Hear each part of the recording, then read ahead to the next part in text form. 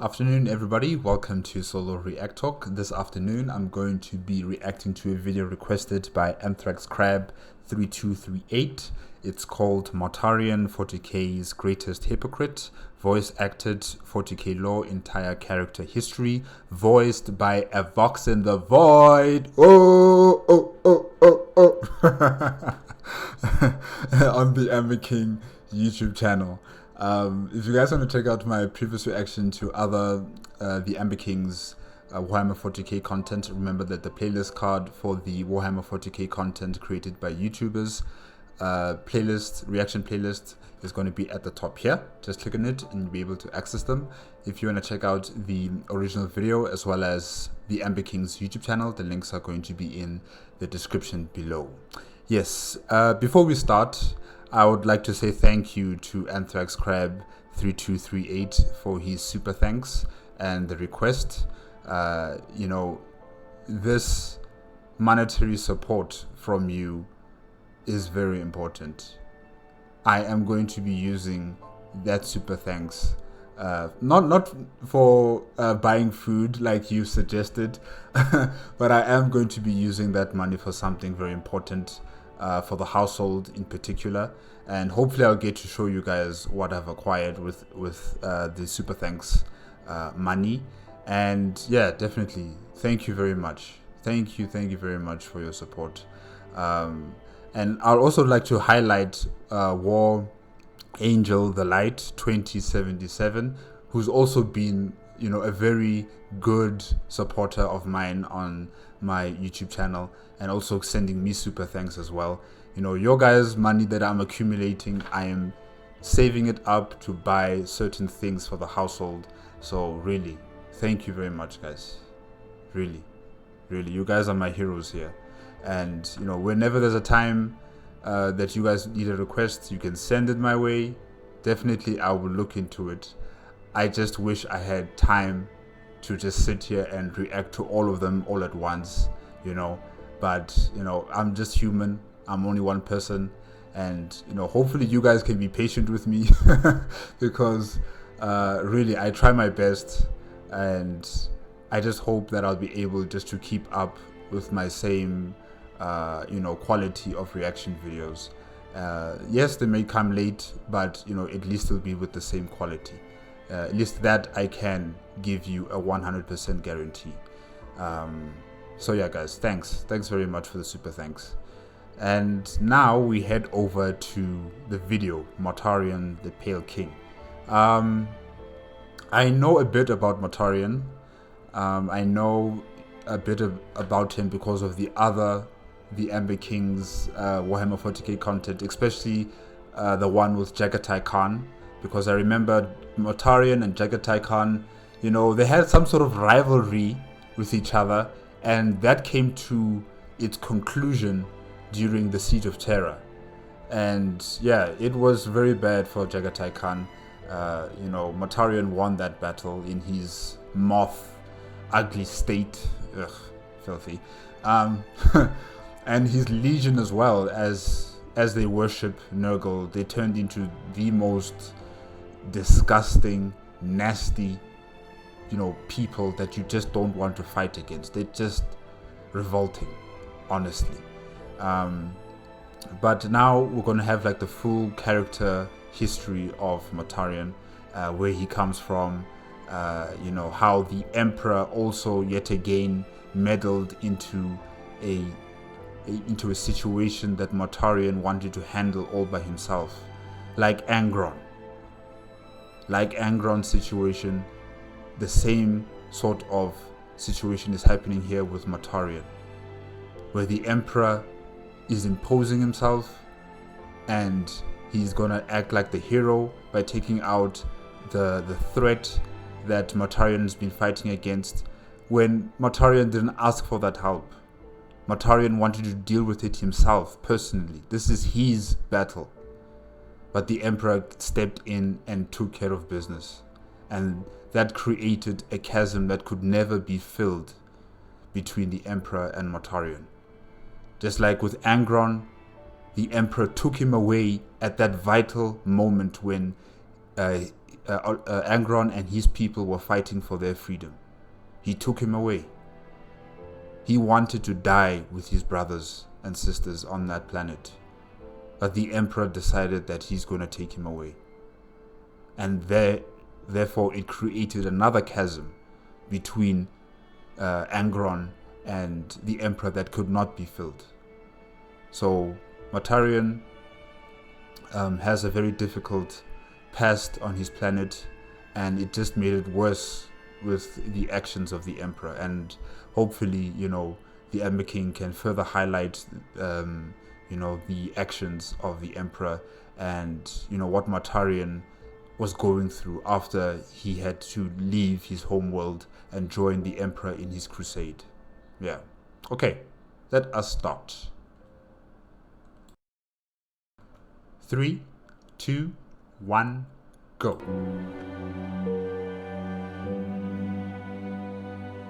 Pain is an illusion of the senses, fear an illusion of the mind. Beyond these only death waits as silent judge o'er all. To defeat death, you must become it.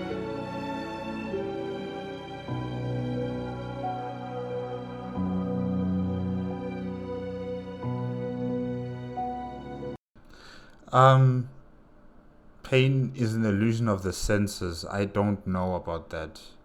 If your pain is based on the physical reality, then it's real. It's not some illusion of the senses. It's your body alerting you to a problem. And where self-preservation takes precedence, where you start thinking about how you can prevent your own expiry, if I can say that. So it's not some sort of illusion. It's real. It's based on reality, physical reality.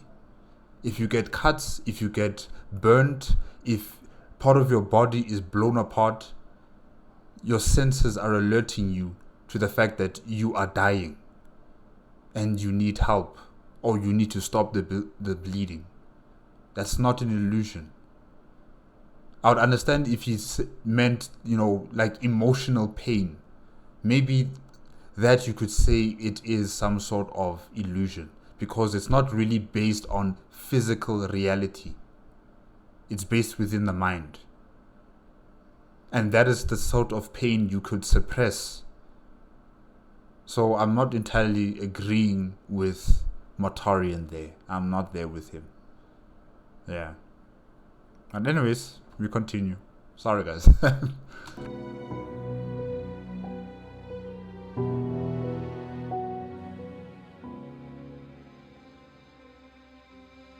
The newcomer is striding into battle, crashing out of nowhere, swinging a scythe like Vorx's father did, two-handed, back and forth.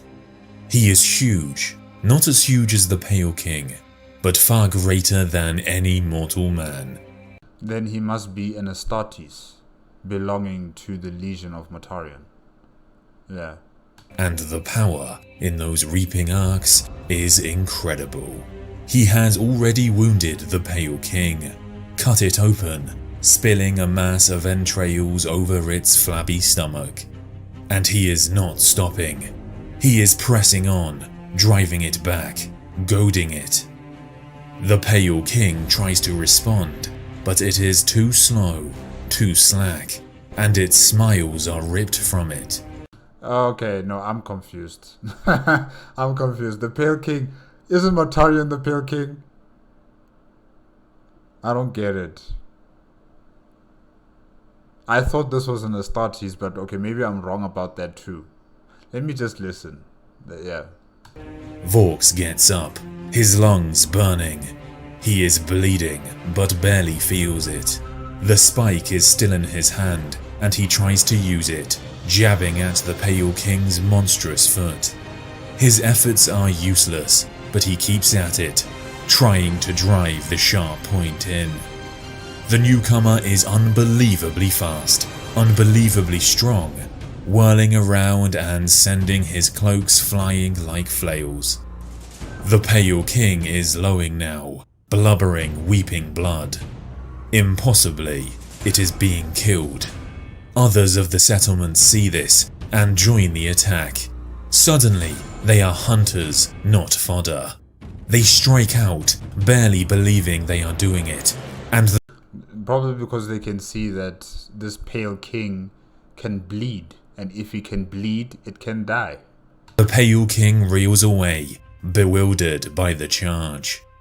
In truth, however, none of them matter. Vork's does not matter. It is this newcomer who is doing the work. He is single-handedly carving the monster into ribbons, using that scythe in ways Vork's has never dreamed of. He harries it back into the fog. He cuts it apart in there, throwing out specks of blood that halt and shiver on the stones. Eventually, the bellowing dies out. The whoosh of the great steel sickle stills. Mist closes over the scene of carnage, as if abashed by it. Vork's is on his knees, exhausted, staring into the murk. The rest of the survivors stare at one another. Vork's begins to wonder if it has been some kind of dream. He begins to wonder if the newcomer was a phantom sent from the heights, just another trick by this world that loathes them. But then the cowled figure re-emerges, unbowed, tall as the sheaf of uncut corn. He looks barely troubled by his exertions. His hood has fallen back a little, revealing grey, smooth flesh. It is the most beautiful face Vork's has ever seen, like theirs, but as hard and clean as a stone. The newcomer looks directly at Vork's, and the intensity in the yellow eyes makes him want to blush, or laugh, or burst into tears. Okay, the only people who I know that make mortals blush and, wanting to just burst out into tears are Primarchs or the Emperor. Yeah, those are the only beings I know that would make humans just fall to the floor and start worshipping them. They don't even know why, but they just start worshipping them. So yeah, I think this newcomer is the Primarch Mortarion. And yeah. So this creature he was fighting against, called the Pale King, is that how he acquired the title of the Pale King? Bravely done, says the newcomer. Vork's cannot reply. He feels as if his heart will burst, but then he remembers the death. He had seen his father's death, and he rushes to find the body. He sees quickly that his mother is motionless, along with so many others. He is an orphan now, and that is as good as a death for him too. Now the cold becomes unbearable. He looks one way, then the other, and every view sinks him further into desperation. Vork's expects the newcomer to leave. There is nothing to keep him here, for the settlement, having been stripped of its best workers, will likely wither long before the winter. But he does not. He remains with them, lifting the wounded from the earth and carrying them back to what remains of the shelter. Vork's hangs back, on the verge of shameful tears, not knowing what to do or where to go. Eventually, the survivors gather in the old courtyard. Reigen, the headman, too blind and ill to fight, shuffles down to his knees before the newcomer, but is prevented by the gentle extension of a giant hand. No kneeling, the newcomer says. The time for that is long over. He turns to the rest of them. I show you a new way, the way of endurance. You have no weapons. I will give you weapons. You have no armor. I forge armor that does not fail. You are sickened. He smiles, and it is chilling. That too can be a strength. They are hanging on his words. His voice is strangely soft, thin like a gust of rain-frozen wind. But it is pure with conviction. Vork's has never heard a voice like it. There are many gathering.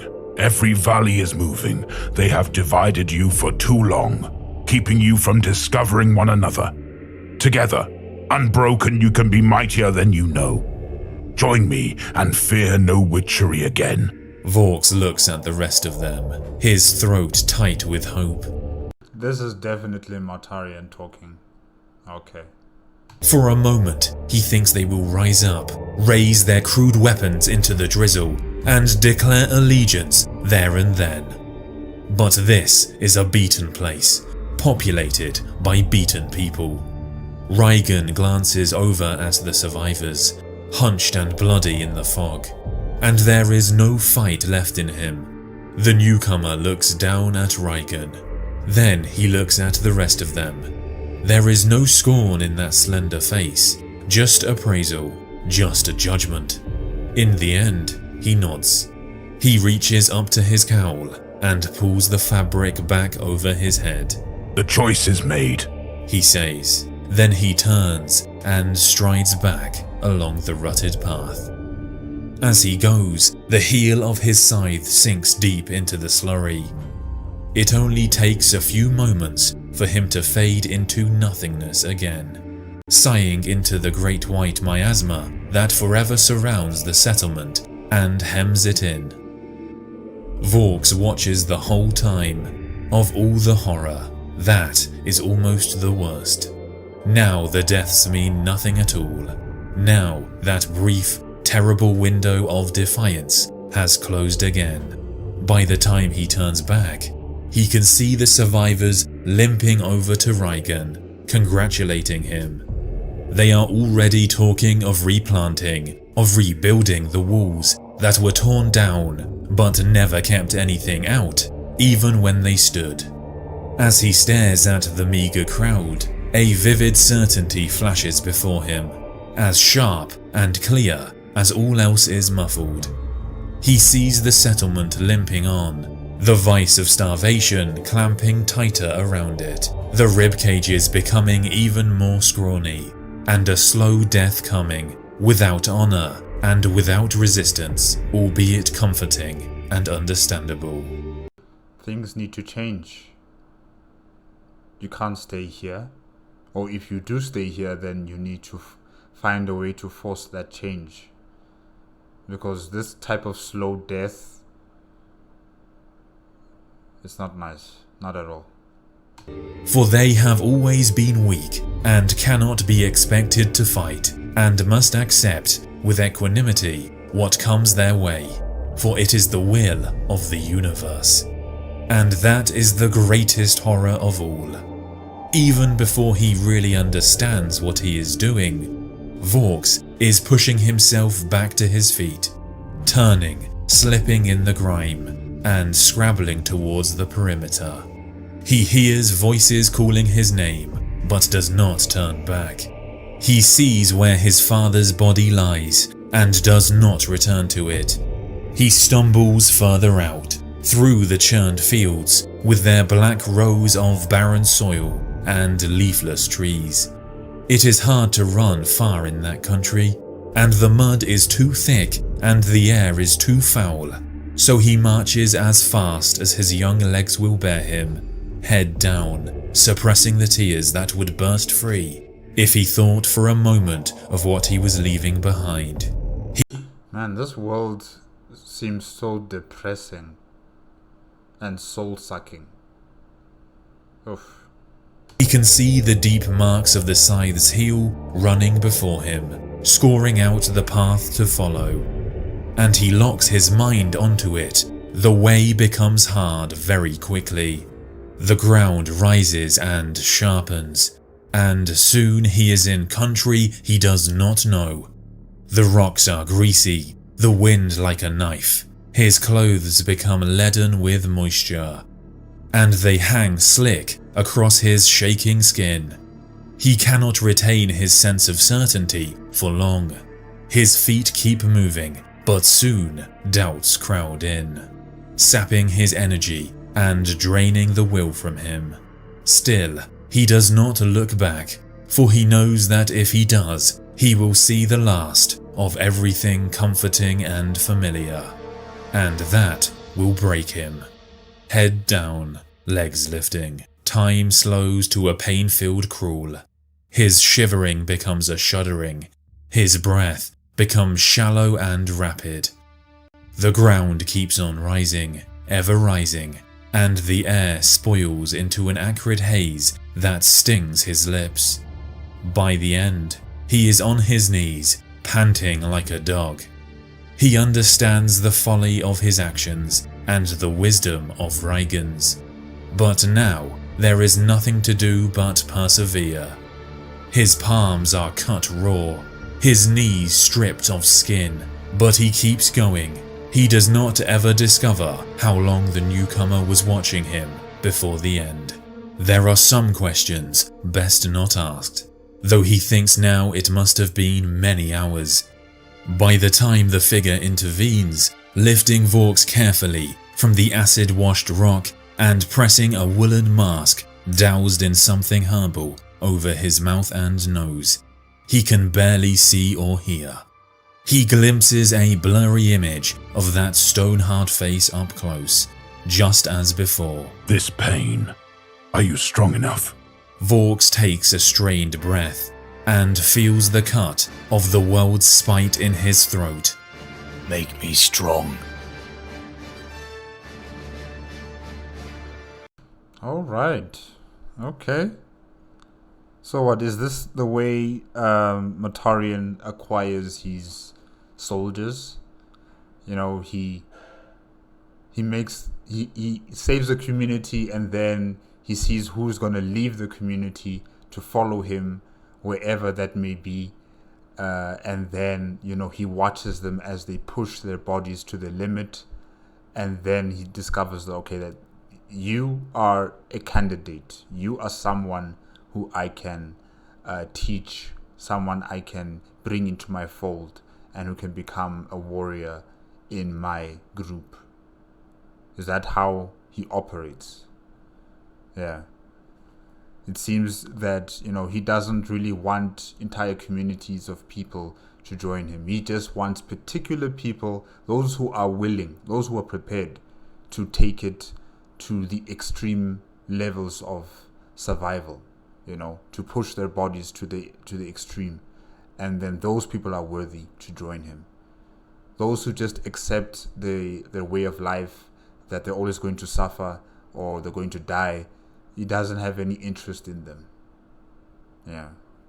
Okay. Good on you, Vox. Good on you for surviving that long and to be taken in by Mortarion.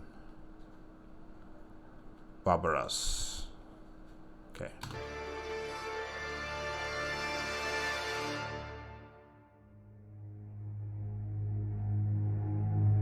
The Pale King, the Death Lord, the Prince of Decay, Gene Father to the Death Guard and son of the Emperor of Mankind, Mortarion, Savior of the people, or hypocritical traitor. 3 times in his life, Mortarion was forced to submit to the will of a father figure, who was a tyrant with latent psychic powers, and what remains is a twisted and bloated form, enslaved to the service of a rotting creature of the warp, a god of death and decay. But who is Mortarion? How did one so opposed to the power of the warp become a very vessel of its corruption? His story begins at the end of the 30th millennium. Of all the fates to inherit, perhaps the worst of all is a home so toxic, so scarred and barren, it despises life itself. Underneath a cloud of miasmic amber mist was the swamped and near lifeless surface of the planet Barbarous. And Barbarous is a death world, isn't it? You would classify it as a death world in Imperium of Man standards. A creature roamed across the toxic mists that encompassed the hills, mountains and highest peaks. Necair, an overlord, a monster that looked like a burnt bone, charcoal sketch upon diseased pages. He was garbed in a hooded mantle of sailcloth so dark it seemed to eat the light around it, and what could be seen of Necair's corpse flesh face and hands was nightmarish and alien. If his kind had ever shared any kinship with humans, that history had been seared away and forgotten. Like all of the Overlord species, Necair was a horror, as if the universe had decided to express the fullness of the word cruelty in a living, breathing being. A divergence rumoured to be born from the toxic conditions of Barbarous, and a dark pact with a vile god.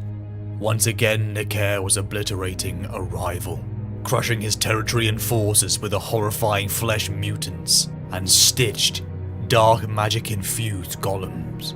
The air was foul at this height, able to burn and bubble the flesh of mortal men in minutes. Yet Necair heard a sound he thought impossible, a child's cry. Amongst a pile of rotting corpses, a child cried out to the world, lost and alone. Impossible. How, wait a minute. What happened to his capsule? What happened to Mortarion's capsule? Where did it crash land? Or was he crawling on the floor the whole time after the capsule, crash landed on the planet? And then he found himself lost in this miasma of acid smoke. Okay. The Overlord, a mere human in this toxic mist, should be dead. It wasn't paternal affection or duty that gripped Necair, but curiosity and jealous spite, a prize a rival had tried to hide from him. All the motivation he needed to take this pathetic, yet special human child for himself. To his fortress grounds near the highest peak on Barbarous this child was taken. His new own holdings below his adoptive father's were constructed. Amongst the toxic clouds and barren rock, a fortress that barely constituted the word home was given to this child, as well as a name. Mortarion, Child of Death. Mortarion, moments into his existence, had only known one thing: horror, a tearing sensation, as if he had been stolen from somewhere. At the rate of his rapid growth, his intellect and understanding of the universe bloomed. In the bland and rotting ground of his home, he began to learn.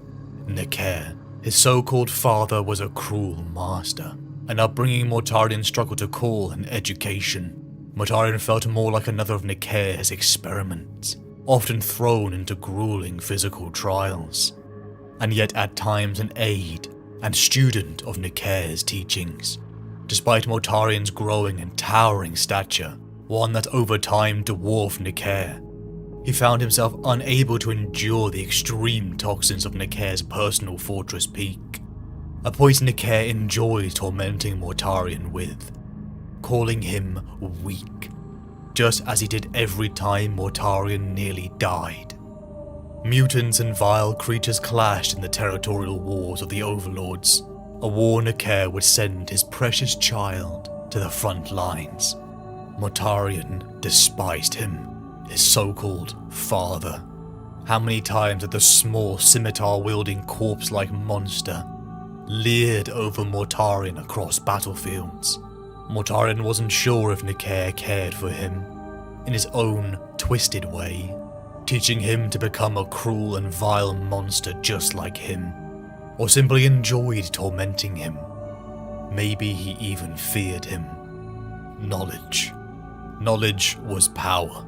If you know the truth of something, then you can destroy it. I think Necair did not love him as a father would love his child, clearly.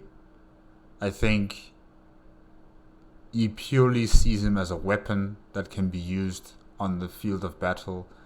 And of course, in order to control this weapon, he's instilling fear, he's instilling, some sort of mental chokehold on Mortarion, making sure that he's kept in line. I think that's what it's about here. There's no fatherly love here. There's no, family here. It's just a weapon. And what he does is to control this weapon mentally chaining Mortarion to his will. And that is all you need to hold true power. Spiteful words Mortarion felt hammered into his brain by his father. It was the truth of his father and his secrets that was kept from the boy. Mortarion having slyly suggested that he should be allowed books to better fight Nikair's enemies. To Mortarion, the comfort of books and knowledge was his only escape. The old and dusty tomes on history, war, even some glimpses into the experiments of Nikair. He read and reread them dozens of times, even memorizing them. He even bleached the ink off the pages and began to write down his own thoughts. He relished it as one of the very few things that was his, a secret even Nikair did not know. Deep down, as much as Mortarion hated to admit, he desired to know what Nikair kept from him. Perhaps he could use that to end that monster. Mortarion languished in his prison fortress, his existence a grueling cycle of violence, tests of endurance, and study until after decades he saw it. From a window out on the barren and rocky outcrops, covered in the miasmic toxins, he saw them. Humans. Many times Mortarion had seen humanity over the decades. The dismembered parts bound together in Nikair's constructs. To the slaves hauled up from the valley into his father's laboratories. They were small and weak. He knew he was like them, but different. Up there, watching. You can see us. You can help us. What are you? Wait a minute. The humans down there are talking to Mortarion? Really? They can see him and they can talk to him? Wow, alright. I would have expected that his residence was like, super imposing, super tall, and, you can't really see the person on the balcony up there because of all of this mist and the smoke and everything. But, okay, they can see him and they're shouting towards him, saying, "Hey, you over there! We see you! You can help us!" One of the humans had broken free from the golems. He was fighting back, summoning creatures like some spell. Psyker. Or magic. Mortarion looked as he felt his heart freeze. What am I? Who am I? He thought. Paranoia gripped him. Was this another cruel test of his father? They were going to die. The humans. The golems would break them, and if they lasted long enough, the toxins would choke them. What am I? A tool? A weapon? A disappointment? An error? A fool? Am I weak? A cold hot rage surged up through Mortarion's body, with such force that he trembled. Long buried and long denied, raw unspent defiance now turned to steel. Deep within him, the links of a chain forged by cruelty, neglect and spite broke away, and suddenly he was snatching at the black powder gun holstered on his hip. Who was he? What was he? You are Mortarion. What you are, that is entirely up to you to decide. But you are Mortarion. That was for him to decide, because one thing he was done being was a slave. Mortarion leapt down, unleashing the pepperbox munitions into the golems. He pounded over the corrupted ground and smashed into the creatures, the wet, slopping mesh of corpses tearing and slumping onto the ground. Only one remained, the young man who called out to him. The haunting voice of Nikair echoed around them, calling back his boy, that he was going to punish him. Mortarion resigned himself to death, until the human survivor begged him to come with him. Fight another day, a choice, another that could be his, Mortarion thought. The two escaped, racing down the mountain into the safety of the less toxic valley below. Mortarion asked the man his name. Typhon. Kalas Typhon, the young man replied. Hela's cut. For the first time, Mortarion saw a human settlement, a community, life. For the first time, Mortarion heard music. But yet with all this beauty in a dark place, he couldn't rectify it. Like he didn't possess the tools to appreciate it. It made his blood boil again. The thought of what Necair had kept from him, what he had been denied. Mortarion and Kalos hung onto the edge of the settlement. Both were outcasts. Mortarion, the enormous superhuman figure that some had seen serving under the cruel overlord. Kalas Typhon, whose skin was ashen, evidence of his cursed heritage as the bastard child of an overlord. Both coming from a life led utterly alone. As Mortarion sat down, he observed the humans. Look at them. They grasp at every tiny spark of life, desperate and afraid in all their thoughts and deeds. Their existence is nothing but fear and dread. How much was Mortarion talking about them, or himself? He had had enough of fearing his father's revenge, of living like this. He and the people of Barbaros had suffered this cruel world, and the predatory horrors of the overlords who raided them for experiment, turning them into flesh monsters and tools. Mortarion got up and strode to the farmers of the village. Kalas followed him to the animal-drawn cart as Mortarion picked up an enlarged scythe. It felt right in his hands. With a demigod's speed and strength, began to reap the grain as the people looked on in awe. It would begin here. He would earn the people's respect. He would feed them, train them, and then he would save them. Like clockwork, like any other Primarch. You crash land on the planet, you are given knowledge or you are given substance to survive on. And as you grow older, then you realize that, you are human, but you are different from everybody else. And then you see the injustice that's happening, and you decide that, you know what, I'm going to be the one to change everything. Like all the other Primarchs, it's the same storyline, They crash land on this planet and, a switch has been flipped, and now they're going to become the leaders or the generals to, lead the people to a better future. Yeah. Free them from tyranny. Mortarion lent out his strength. The prejudice of the people swallowed. As they hurried to gather the reaped grain, Kalas saw it. What could be done if they all worked together? A scream. A civilian trapped under a fallen cart. The mists. The terror that encroached at night was approaching. They were far from the safety of the walls and the warding torches. Mortarion pounded over the distance. He placed his hands underneath and lifted the enormous grain cart, the sight shaking the farmers into silence. Kalas and the mortal men dragged the girl into safety, but they were too late. The toxic mists had arrived, and with them the monsters that stalked them. Mortarion glimpsed the black, cloaked shape rise up from the stands of uncut wheat and flash through the air in silence. He saw it come up behind a man and dive in for the kill.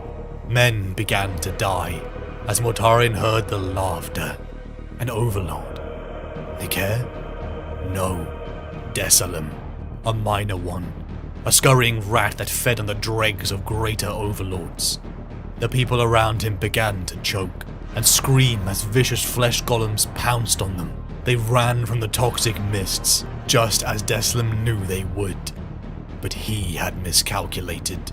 There was one who did not need to run. One who could endure it. Mortarion broke into a sprint. Clutching the scythe once again, he launched into the air and raised the scythe to the amber-tinged night sky and split the arrogant monster in two. The surviving creatures looked at him and felt fear. Mortarion let them live. They would spread the message to the overlords and Necair that he was coming. It started with one village, but it spread like wildfire. The many enclaves of humanity, afraid and enduring a short, pitiful life, saw the silhouettes approach through the toxins, but their fear melted as they saw that they were humans led by one enormous figure, Mortarion, the Reaper of Men, the Death Guard. Men and women armed with the very size that reaped the fields, armored in proto-powered armor that kept the worst of the toxins out. Quite impressive. Proto-powered armor, and they're using scythes to fight their enemies.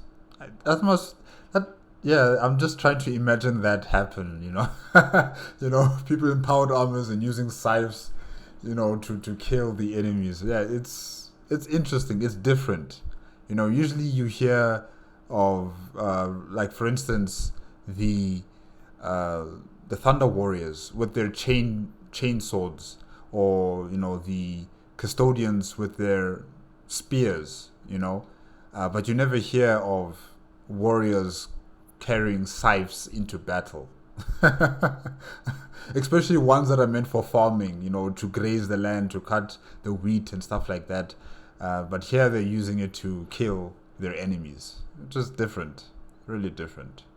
They were an army. Freedom fights that chased the monsters and overlords into the mists, dealing vengeance and death. The Death Guard never retreat. We always resist. We do not fear death. We are not weak. Over the years, the army grew. Towns and cities were liberated as they launched a guerrilla campaign into the Overlord's territory. One by one, the necrotic monsters and their vile creations began to fall. Too stubborn and hateful to unite against the so-called humans they deemed so weak. Through time and victory, the people had come to accept Mortarion, though many still kept their distance from Kalas. The Reaper of Men, they called him. The hero, the savior. Though Mortarion didn't quite understand, he shared food and drink with them, sat around the flame and listened to them. They even drank poison together, a tradition born on this hateful world. Truly a man of the people. Huh. If we are not strong, we will not win. If we cannot defy poison and darkness and pain, we cannot stand against death. My bastard of a foster father taught me one valuable lesson that I have never forgotten, and it is this: everything is a test. Life is a challenge that must be endured. Those who are not testing themselves every day are those who are already dying. And the greatest test had finally come, with the return of Kalas Typhon and his forces. The last humans of Barbarous had been liberated, and only one of those vile creatures remained, Nikair. To the halls of the Death Guard's greatest city, Mortarion unveiled to Kalas his final solution, the tool to take him to the gates of his father's toxic hold. Powered armor. Functional, and the best the people of Barbarous could produce. The climb would begin soon. Nikair would die. His so-called vile magics would die. Mortarion's brothers and sisters would be free, and Mortarion would be free. Mortarion, surrounded by Kalas Typhon and an elite cadre, made the climb. Their rough and baroque barbarian features were so often twisted by the toxins, became lit up, as from the summit, a comet of fire came rocketing towards them. Men who had fought beside Mortarion from their earliest days, perished in a blaze of hate and sorcery. Okay. So Mortarion can create powered armor. Why can he not, with the citizens of Barbarous, why can they not create personnel carriers, armored personnel carriers? Why can't they do that? If they can build proto power armors, I'm sure they could have built armored personnel carriers, so that they can just easily drive all the way up there to what's his name again, Nikair's fortress, so that they are not affected by the toxins, and whatever fireballs this man is throwing at them, it'll just be easily deflected by the armor of the armor personnel carriers. Yes. Instead of just going up there like your knights in shining armor, going to invade this evil palace, Be clinical. Think about this in a militaristic type of way, in a modern military setting. And I know Mortarion has the knowledge in him, like all the other Primarchs. He has the knowledge in him to build mechanical machines that can take them all the way up there. You know, if he can build a proto armor, I'm sure he has the knowledge in him to make a car. So, really, this is just, they're just going to be easy pickings for Nakia and his warp powers. They're just going to be easy pickings. If he had created some sort of armored personnel carrier, this would have been far more easier. Or, you know, I'm sure there's some sort of secret access to this fortress that Nakia is in. But no, maybe that place would be set with booby traps, and yeah, no, it's going to not be very conducive for like hundreds of soldiers to be walking in there, going all the way up to the fortress. Yeah, they'll be killed. But definitely, armored personnel carrier. That's what's needed here. Conjured by the maniacal laughing Nakia, Mortarion was furious. How dare that monster use these vile magics on his men? They couldn't get close. The toxins were eroding their armor. They were too slow. Mortarion's anger was apocalyptic. They were so close, but the others were holding him back. He wasn't like them. He knew deep down he was a weapon. He knew it in his heart. But at the back of his mind he pondered, for which war was he created for? This one? Typhon begged Mortarion to retreat. An unheard of suggestion on Barbarous. The end was in sight, but it would cost everything.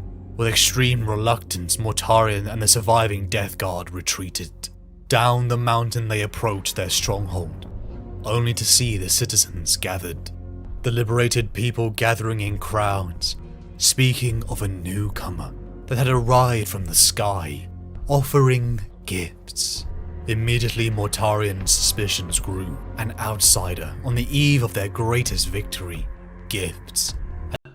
I know who it is. I know who this outsider is. And it really is very convenient that the Emperor would come now when his mission failed. To assault Nakia's fortress. When he's been in orbit for couple of months watching his son toil on the ground with his people fighting against these these people, these overlords of Barbarous.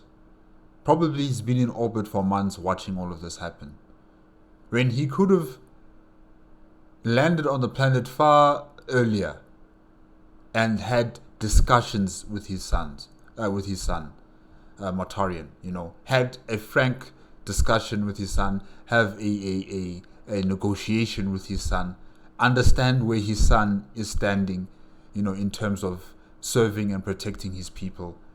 And then they could come to an understanding, a reasoning. And from there, they could unite as a team to defeat the last, warlord of Barbarous. Instead, he just comes at the last second, and then he acts like this magnanimous, newcomer hero that's going to save them all from the tyranny of this Nakia, When that mission, that purpose was Mortarion's, goal. And now here comes the Emperor, come to steal the show, come to steal his desired destiny, to defeat this opponent, to defeat his stepfather once and for all. Yeah, Emperor, welcome. As if anything on Barbarous was ever given except death. This was the day he would set Barbarous free. Why now? As they entered the war camp, all went silent. A man. No, something more. Dark eyes that were clear and fathomless, yet ancient, peered at Mortarion. His features were bronze, beautiful and regal, the complete opposite of Barbaron's.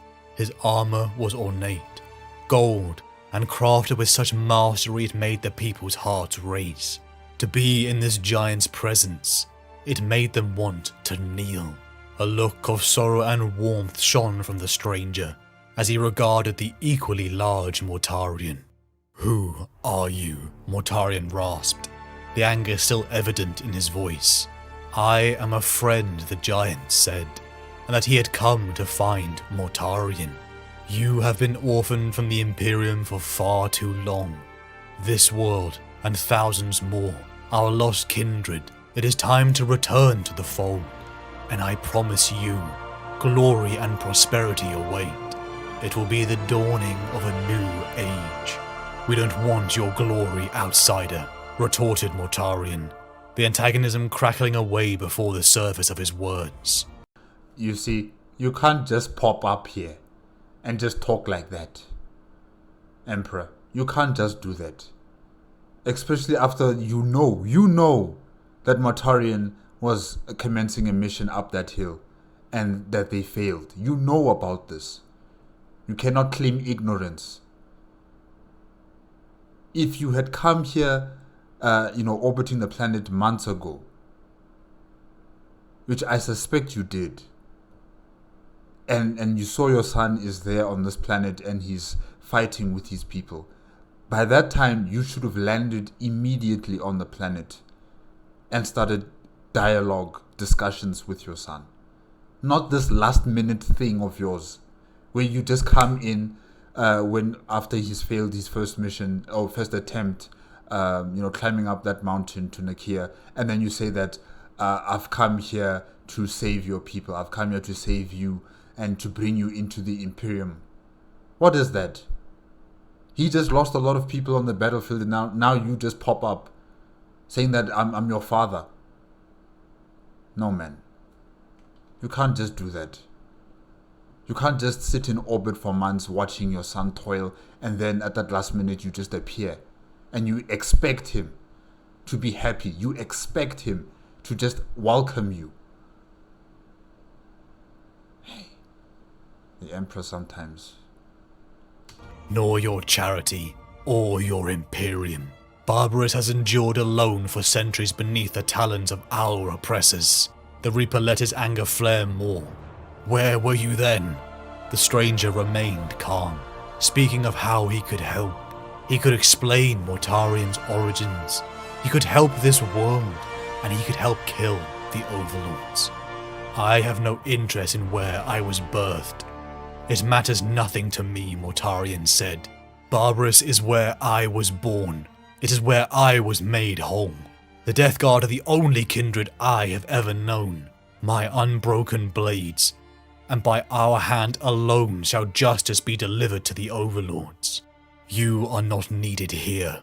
Mortarion had fought for years to free his people, and on the precipice of victory, he would not hand them over to a new master. The stranger offered Mortarion a deal. If he succeeded alone in destroying Nakia at the peak, he would leave him and the people of Barbarous alone, but if he failed he would swear allegiance to him. Perfect. The Reaper of Men spat angrily, storming out to collect fresh armor for his next ascent. He would finish this. He would kill that monster who hurt him. He would save his people from enslavement. He was strong enough for them. He was worthy. The thought echoed in his mind. He was worthy. Mortarion began the ascent. He moved faster in his new armor. He climbed higher than he'd ever done before, even as his suit's klaxons were blaring, the very shell rusting and slopping off. Each step took more out of him than the last, but still Mortarion pressed on, climbing over the clem-slicked slate of the high crags. Every breath was a labor, taking in a lungful of toxic air and squeezing the last fractions of breathable elements from it. The primitive air tank on his back had run dry hours earlier. His mind was sharp, but draining from the pain.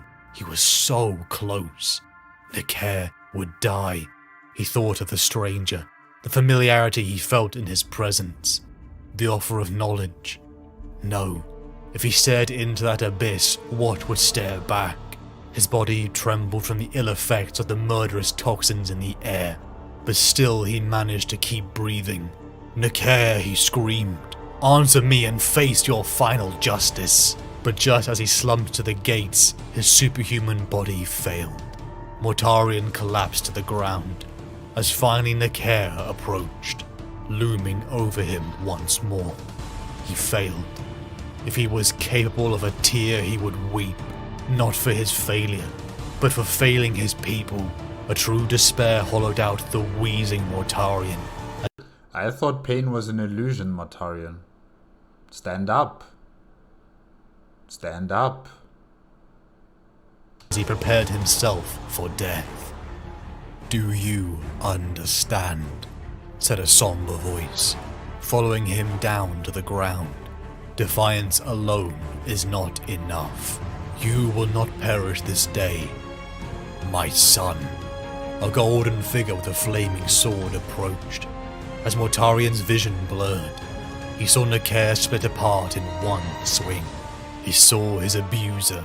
He saw his purpose, his path to freedom, die, and the realization he failed to save his people from new shackles. "I will always hate you," he thought. But even if you were able to kill Nakae and, end this tyranny on your planet, there was no way that the Emperor was just going to let your planet go. There was no way. One way or another, Barbarous was going to be joined into the Imperium of Man. In compliance, I can assure you of that. Your planet would have been surrounded by Imperium fleets. Astartes would have come down to the planet and they would have subjugated your people one way or another. There's no other way. The forces of power in this galaxy are far greater than, the freedom of your people. Sadly, that's just the reality of the way things are out here. But seriously, the Emperor, like I said before, he could have landed on this planet far earlier. Helped his son far earlier. Talked to his son. Not this last minute thing. Anyways. The Reaper of Men lost consciousness. "We've seen enough," said Sanguinius. "We could spend years going through the archives of this campaign, but I think we've learned what we came here to learn." Is it time for me to receive my judgment then? Mortarion asked. He stared at the angel in challenge. "We are not going to clap you in irons." Mortarion looked at the angel with narrowed eyes. That is no answer. That is craven evasion. I hear sentencing in your voice and your words, brother. He moved to the edge of the roof, then turned around to face his judges. No, you are not my jailers. You are... Wait, judges, meaning that there's 2, maybe 3 or more people. It's not just Sanguinius. my judges, but know this. I am yours. Your hypocrisy is naked before me. Do we understand one another? We do. I have one last question. I still wonder about the complete purge of the Order. There might have been practical value in keeping some of the mid-level functionaries alive. Or don't you agree? Man, Horus, the voice actor for Horus. Very good. Very good. Okay, so what's happening here? It seems that Mortarion, killed a lot of people that he was not supposed to kill. And it seems that Sanguinius and Horus are pointing that out, that, we have enemies, but, don't kill everyone. Yeah. I do not. Every member of the Order left alive would be a piece of its structure preserved. Even the smallest fragments of that structure would have been more poisonous than this air. I did not destroy the Order to then permit the possibility that it might take shape again in some way. Horus looked like he was about to say something else, but kept his peace. It's the tally that concerns me. There are millions to work on it. They will complete the task. It is no impossible thing. Sanguinius glanced at Horus, who nodded, looking pained. We agreed, Sanguinius. Are there more questions, or can we say truly that we understand? We can. Very well, said Horus, his face set and grim. He stepped forward. We came to understand, like we said, and now we do. I wonder if you do. No. That is our question. Do you understand what you have done here? I do. I understood it from the moment I undertook this task. The Galaspar you find is the result that I foresaw. It is the correct one. That you intended this does not mean you see it fully. Even you, Sanguinius. I do. Does that surprise you? It does.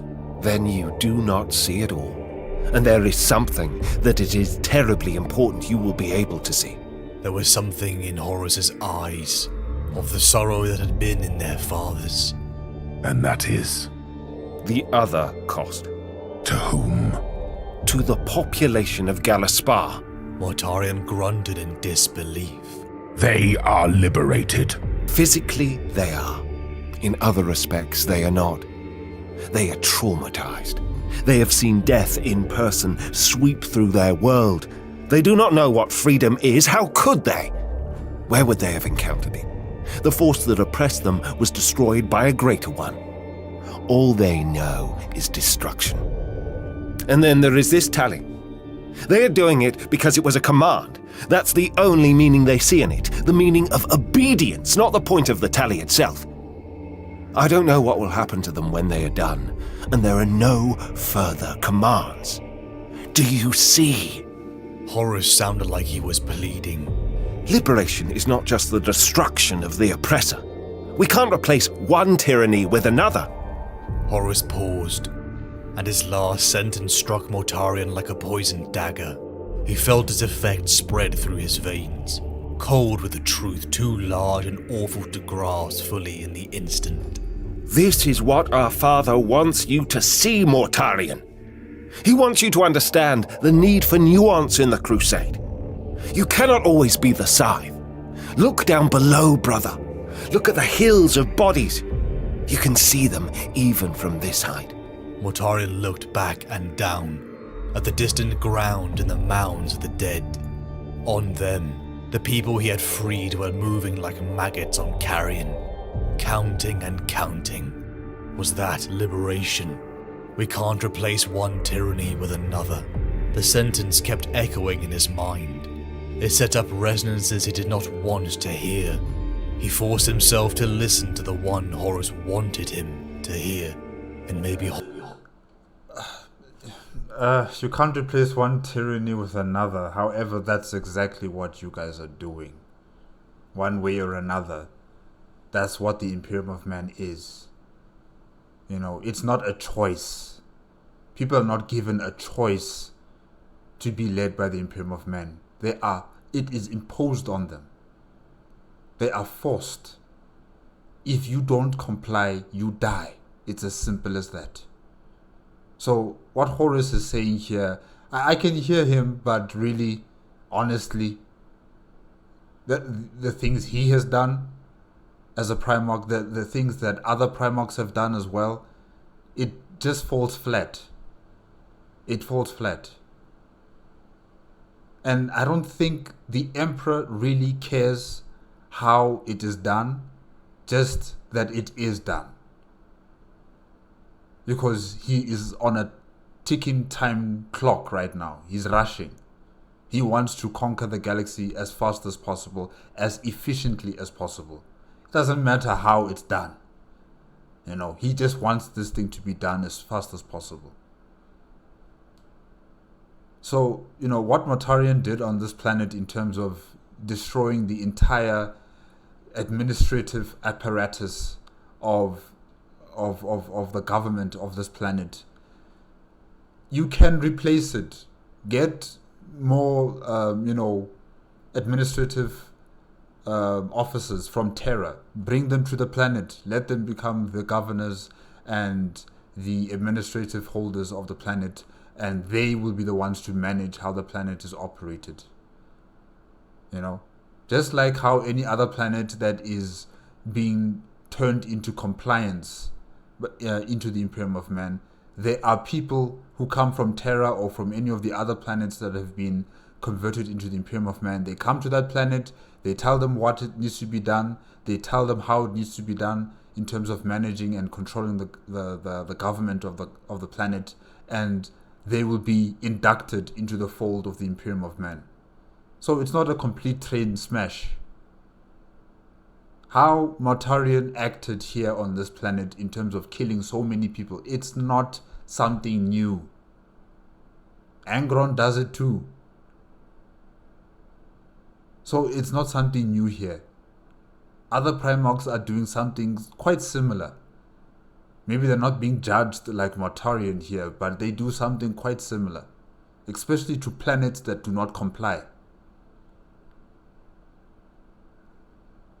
Horus was right. Maybe his father's sorrow was right. The look in those eyes. Had there been something other than sorrow in them? Had there been the hope that Mortarion would find a destiny richer than the one his first father had bequeathed to him? He shook off the thought, and the weaknesses that it came with. He faced Horus again. I see the people of Galaspar. I see what I have done. I would do it again. I have ended the tyranny that enchained them. The tally of the dead is the task of a people who must see and know that their former masters are truly dead. And the cost. Everything has a cost. What do you think would have happened if we had accepted the cost of a blockade and siege? Would the liberty of these people be a sylvan paradise? Perhaps the likes of Rabute would believe in such a vision, but I am no such fool. You are. If you imagine yourself unique in your experience of a lethal homeworld. As you are too, if you think the manner of your conquest has no impact beyond the end itself. You came to Galaspar as the Angel of Death, Mortarion, not as a liberator. That is the core of the matter. If the angel was aware of any irony in his words, he gave no sign of it. Does that displease you, Sanguinius? Perhaps it does not. Perhaps it is useful to use me to burnish your own self-image. You broadcast the execution of the Lord Comptroller to billions. You brought death to this world, and began what you call its moment of liberation with death. And yet the 8th Legion spreads terror by any means it can. It has broadcast its share of executions. Exactly. I even forgot about Conrad Curse. I even forgot about Conrad Curse. Like, you guys, I don't know what this meeting is about, but it's a waste of time. It's a waste of time. You know what you are as the Imperium of Man. You know your objectives as the Imperium of Man. Please, let's not try and sugarcoat it. Let's not try and make ourselves seem as if we are really trying to save humanity. No, not here. Not with me. You won't convince me. Maybe you'll convince others, but no, not with me. I'm sorry. I have not seen them on trial. Enough! Horus shouted. Enough! He said again, more quietly and with true sorrow. It is all far beyond enough. We have seen enough. We know enough. Mortarion, you've done enough. Horus lowered his head for a moment, then looked up, regretful yet determined. There is compliance here. Instead, there is a wasteland and a population consumed by their fear of the Imperium, of the embodiment of death. Hear me, Mortarion. The conquest of Galaspar will be forever marked as a tragedy of the Great Crusade. It will never be celebrated. It will be the work of generations for the Imperium to undo what you have done here. You were censured, Mortarion, and your first command will be commemorated by mourning. Mortarion said nothing. He was calm in his anger. It felt cold as a tomb. He foresaw this too. Farewell, Mortarion. I take my leave of you. Though I doubt you will believe me, I feel no pleasure in this judgment. I don't care about your judgment. I'm with Mortarion here. I'm with Mortarion. I'm not here with Horus and Sanguinius. As cool as you are, Sanguinius, I know I'm not with you. And Horus, you're a politician.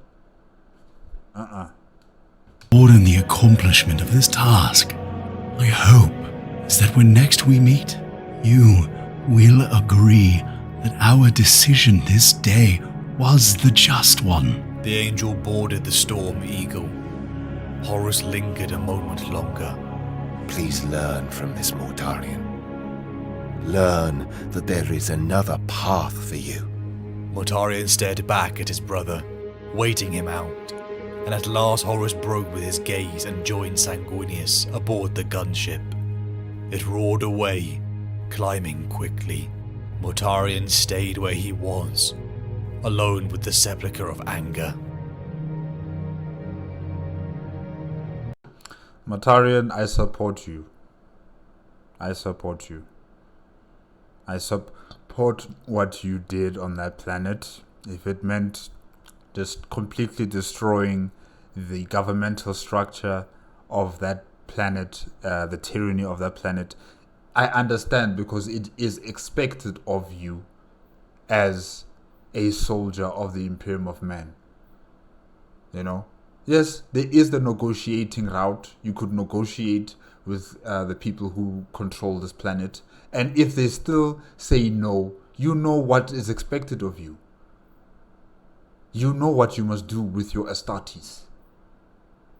So really, I don't understand, this type of a judgment coming from your brothers, Horus and Sanguinius. When this is something that is expected of all of them to do, especially with planets that will not kneel before the Imperium of Man, to planets that will not conform to the Imperium of Man. They are expected to land there with their Astartes and burn that civilization to the ground. So why is this any different? Why is this any different with Mortarion? Now, he did what was expected of him. The Great Crusade.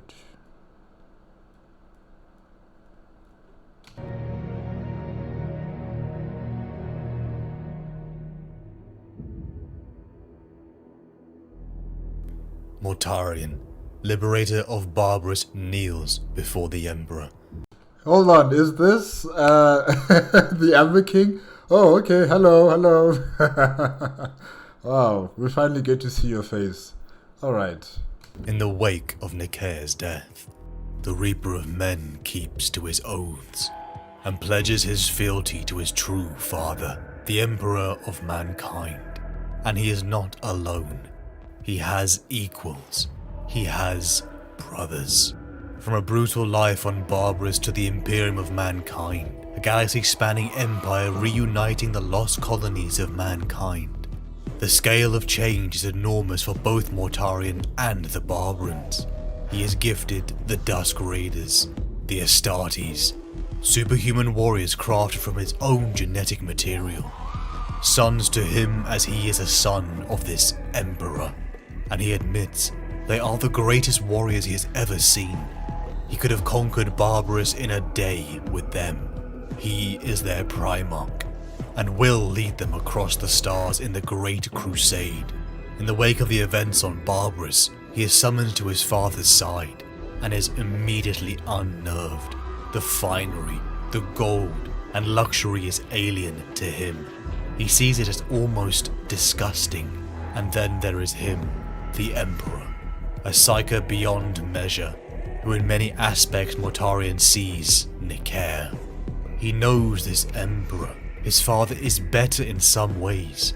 He truly has come to bring enlightenment and prosperity.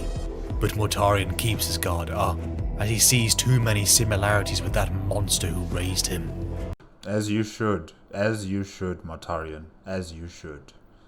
And he also reminds me of Jagatai Khan, how also he's not really impressed by, the gold and the extravagant lifestyle and, the brilliance of Terra. He's not really interested in all of that shiny stuff. Mortarion also seems to be thinking along similar lines. That, all of this wealth is just looking like a sickness of its own. Mortarion, don't trust the Emperor. Not completely, not entirely. Even I don't trust him completely and entirely. Yeah. If the weight of the failure was not enough, his paranoia of the Emperor leads him to dark thoughts. Why was he cursed to live on Barbarous, despite the power of this master of mankind? Did the Emperor know he would fail? Did he manipulate him to gain his oath? He stole his triumph. Mortarion was meant to be the liberator, and the Emperor stole that from him too. But you see, when you don't tell your sons the truth about what happened, how their capsules were taken into the warp, if you don't tell them what made them become who they are on these different planets, they start to question, they start to formulate ideas in their minds. When the truth is within your possession, you could just tell them, but no, you keep it away from them due because you think they're going to be corrupted by chaos. When in the end, that's what happens to Mortarion. That's what happens to most of the Primarchs that you have sidelined or that you have hurt. This could have all been avoided. In many aspects, this could have all been avoided, really. Be honest with your children. Forever making the Emperor the liberator, one who had not struggled with the people in the brutal war before. A father is beholden to educate his sons. You learned a valuable lesson that day. I saw I had to remind you of your humility, Mortarion. There are some enemies you cannot alone defeat. The Emperor let him lose to learn a lesson, but it was one Mortarion couldn't accept, and he kept his true feelings to himself.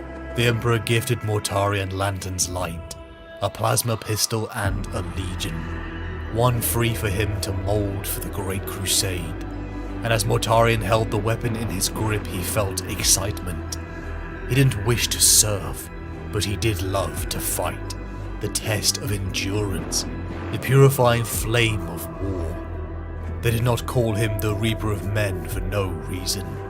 He would fight in this Great Crusade, for the sheer thrill of battle across the stars.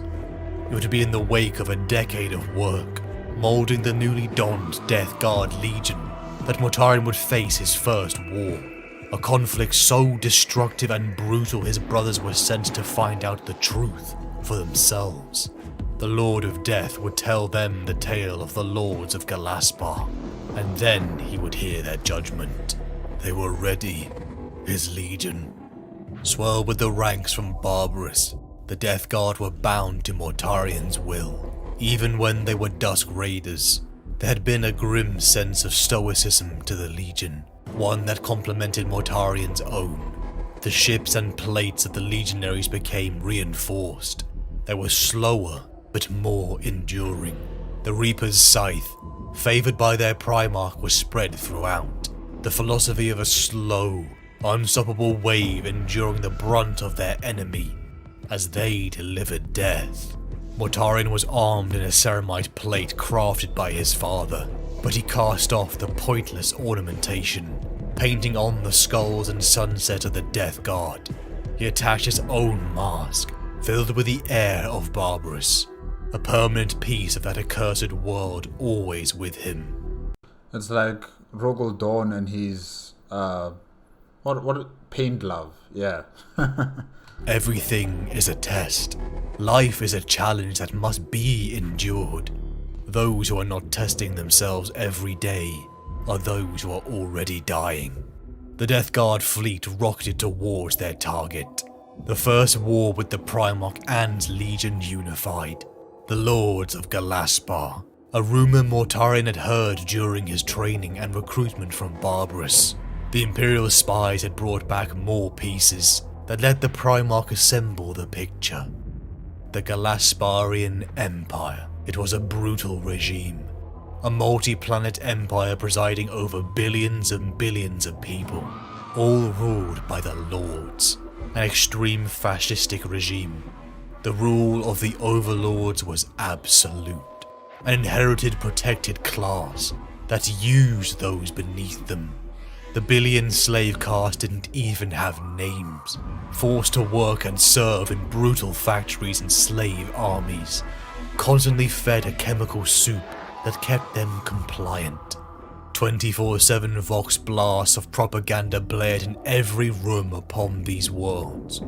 And this is the type of nonsense that Horus and Sanguinius wanted to maintain.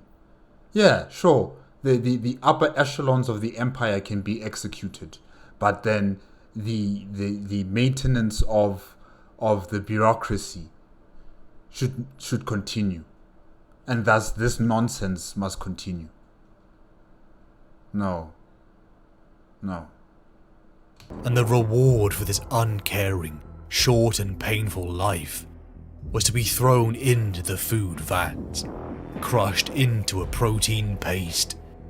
An unquestioning ruling caste who tortured and used those below them. It wasn't hard for Mortarion to see the similarity with the overlords of his home. And here it was, an opportunity for Mortarion to succeed in toppling tyrants. This time. The Galasparian Empire was well fortified. It would take years to bring them into compliance, unless Mortarion and his legion crushed them in a day. And they don't have years to bring them into compliance. They don't have years. If Mortarion was stuck on this mission, on this assignment for years, his brothers were going to start complaining, telling him, why are you guys so slow? The Emperor was going to also ask, why are you so slow? Your brothers have already traversed the entire galaxy, but you're still stuck on this one planet, or this one empire. So, really, what do you guys want from Mortarion? What do you want from him? Great meteors with engines strapped to them rocketed past the system's outer defenses. The Death Guard fleet using them as shields as they plunged into the heart of this rotten empire. My Death Guard, when I first came to you, I called you my unbroken blades. I promised you that justice would come from your hands. I vowed that doom would stalk 1,000 worlds. On this day, doom comes to the first of them. Humanity suffers on Galaspar. The Order rules this empire, and the Order is as obscene as the subjugation of its people is complete. Justice demands annihilation. Banish all thoughts of mercy, because mercy is the plaything of the coward and the lie of the tyrant. Today, the blade descends on tyranny's neck. Nothing shall stay our hand. No enemy can stand before us. Death is the truth that awaits us all. We march with death. We are one with death. Now let doom and justice be one. Nice speech. For humanity to be free, its oppressors must die. That was the lone sentiment that drove him, and he would pay the cost it took to destroy that evil. Those Death Guard ships that lagged behind were left. Just as on Barbarous there was only attack. There had never been retreat from the overlords, so it was better to die with the only chance of victory. The Galasparian fleets fell for the ruse, loading too many shells into the meteors, and the Astartes vessels got close enough to break them open. The Lords of Galaspar in their capital threw their people, their resources at the invaders like it was nothing. A meat shield to delay the inevitable. The shadow of Mortarion's fleet loomed over the capital. A thought once so impossible to the lords of Galaspard broke their arrogant demeanour. Like shards of flame, the meteors exploded on the Primarch's orders, showering the world with impact and death. The world was in chaos. The panicked lords locked down their tower and ordered the military to converge to them, but the Death Guard were already landing, beginning their ground assault. Through smoke and flame, the silhouettes of giants walked, the pounding drum of the march, shaking the poor wretches that dared to peek at the waves of death approaching. They formed a wedge that drove into the mass horde army of the Order. The soldiers of Galaspar surrounded the invaders, and had come to destroy them. But as the attack began, they seemed only to be offering themselves up for slaughter. The leader of the giants carried a massive scythe, and his warriors bore weapons that were made in its image. For all the people that feared the lords, something more terrifying had arrived. Like automatons of flesh, officers guided drugged-up hordes of slave soldiers into the Death Guard that fell in waves. Arcs of blood rained from silence. Mortarion's scythe, at such speed it was as if a razor blur carved men. This empire needs to come to an end. Yes, one tyranny is going to be, or should I say the world is going to replace one tyranny with another. But I will accept the Imperium of Man's tyranny than this nonsense. If I were to choose, I'm definitely choosing the Imperium of Man compared to the nonsense that this empire has been doing to people. They had to go, all of them. This entire administrative division of this empire, every single one of them, they have to go. I don't support what Horus and Sanguinius were suggesting. That maybe some of them had to be saved so that civilization can continue. There's no civilization here. This is evil. Mortarion, Tursus, Garrow, Barazin, Typhon, Terrans and Barbarans together waded through thousands of the sacrificed people of Galaspar, thrown at them by those tyrannical lords. The Death Guard had punched to the bottom of the Lord's tower and began their ascent. They had 24 hours to reach their target before enemy reinforcements would arrive. Galaspar would fall in a day, Mortarion vowed, as he and his men plunged into the complex. Layer by layer, Mortarion and the Death Guard ascended, marching headlong into ambush after ambush. Despite the chemical concoction flooding the slave armies, the fear was reaching them. A fact that made the lords inside their bunkers panic. The idea of the common people being afraid of something more than them, truly horrifying them.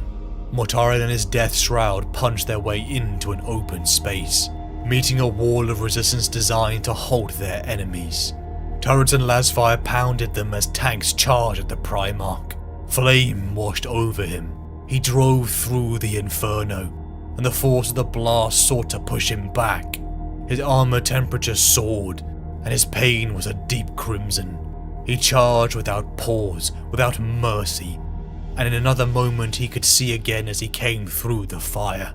He jumped, and landed on the turret of a tank in front of him. He swung Silence down, and the battle scythe's blade sliced through the turret. With 2 more blows, he had cut the tank wide open. The metal peeled back as if it were weak as flesh. The crew looked up at him in horror, and his next swipe killed them all, spraying the interior with blood as their bodies burst apart. Mortarion cleaved through more tanks, until they rammed him, attempting to drown him in a tide of metal and flame. Mortarion couldn't breathe. Everything was black and red. Somewhere far away the engines howled, and treads shrieked for grip on rockcrete. The pressure was mounting. He was pinned and he had no leverage. No, he would not die here. He would endure. For humanity to be free, its oppressors must die. The lords would die. Mortarion broke out, clutching a vortex grenade with his only free arm. Vortex grenade? Yikes. And he threw it. It tore a rift in the Mortarion. An infinitesimal point of nothing became a gaping black maw in a fraction of a second. Surrounded by a maelstrom of tortured reality, the spiral forces ripped the tanks apart. The hunger of the Inferium consumed machine and mortal, and the vortex grew as it fed, dominating the entire center of the chamber. Soldiers leapt from the entangled, trapped and stalled tanks and tried to flee. From his position on the wreckage, Mortarion addressed them, the Vox cast in his armor sending his cold voice across the square.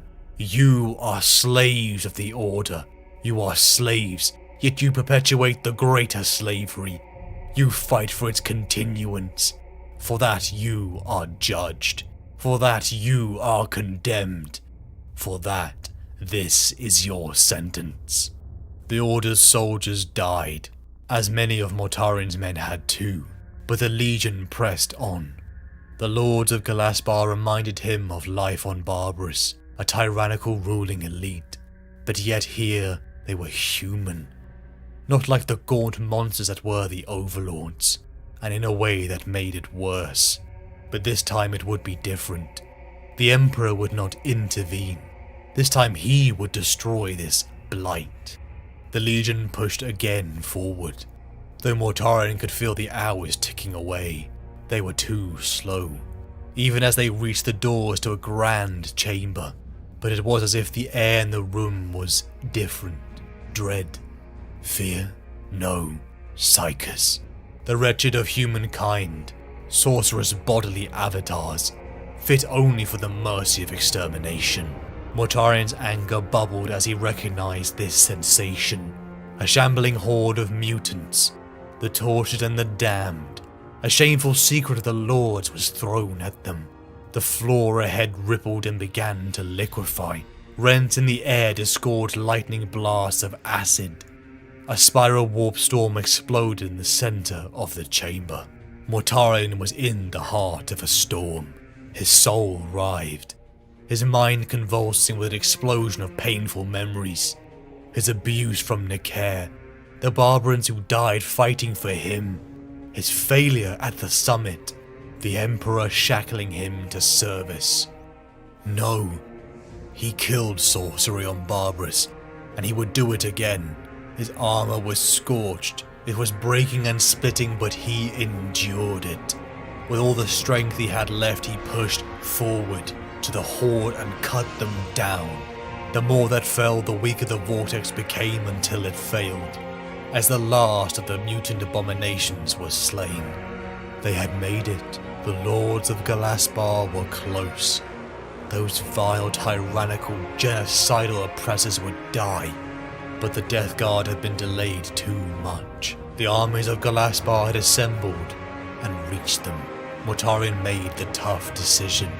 He swallowed his ego, his need for vengeance, and broke off, allowing a small squad to make the final ascent, as he, Typhon, Garrow, and the others went outside to meet the oncoming assault.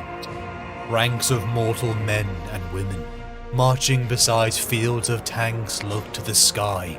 Their once unbreakable superiority died, as rad bombs fell right on top of them. As they choked on the miasma, shapes quickly approached. As the Death Guard ran through their own poison, screams and flames surrounded Mortarion. He was death, and he was sweeping his curse through their enemy. He was the front point of a wave of destruction, and in his wake, his legionaries brought more of the same. Death spread wide and far over the Order. Hundreds of soldiers died with every passing second. More tanks collided, more exploded. Destruction reigned. Death, not death, but victory at any cost. Yes. I understand how Mortarion feels about, psychers.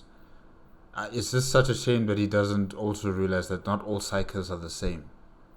Yes, you will find psychers that do evil things, but you'll also find psychers that try to help, that want to be a part of the Imperium of Men as any other human being and want to help. Not all of them deserve death because of who they are and what they can do. They're not all the same. I think that's one of the things that I wish Mortarion could learn and understand. You are my unbroken blades, Mortarion vox to his sons.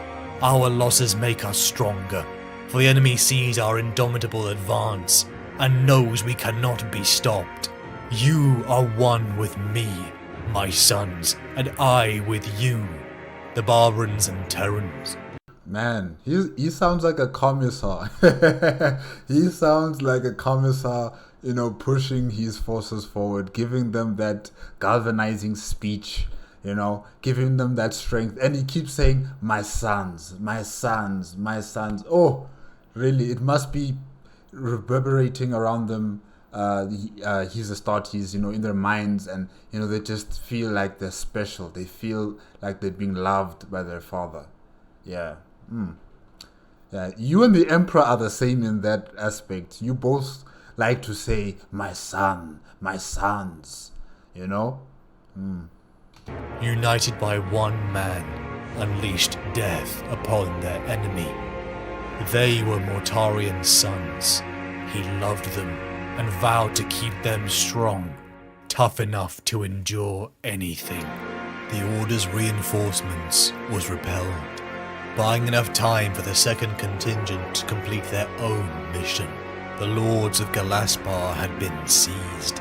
From a parade ground, Mortarion projected their execution to the entire Empire. The once gods amongst men bled like mortals, as the crowds of workers and once enslaved gathered. You are free, Mortarion bellowed, as the Lords of Galaspar died. Yes, they are free in the aspect that the Galaspar's empire has crumbled and been destroyed, but they're going to be now ruled by another tyranny, which is the Imperium of Man. So, yes, I would say it's a better tyranny than the current one that they're having right now, but can you really say that they are truly free? Will they be able to decide for themselves what they want with their lives, what they want for the future of their planets? No. In that respect, they are not free at all. Because there is no choice when it comes to being inducted into the Imperium of Man. There's no choice. You must. If you don't, you die.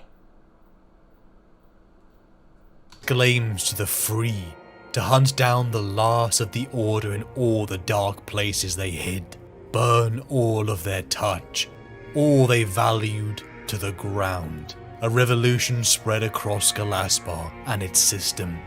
Mortarion and the Death Guard were victorious.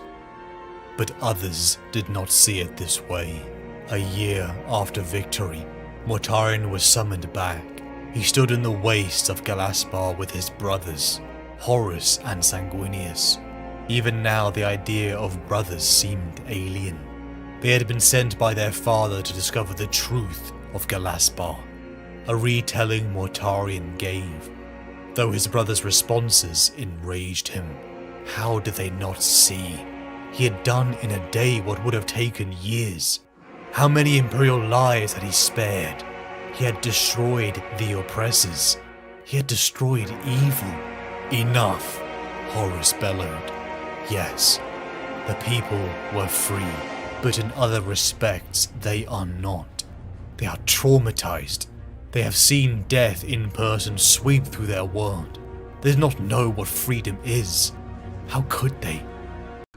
None of the human beings that are within the Imperium of Man know what freedom is, Horus. None of them. It's an illusion that you people have created.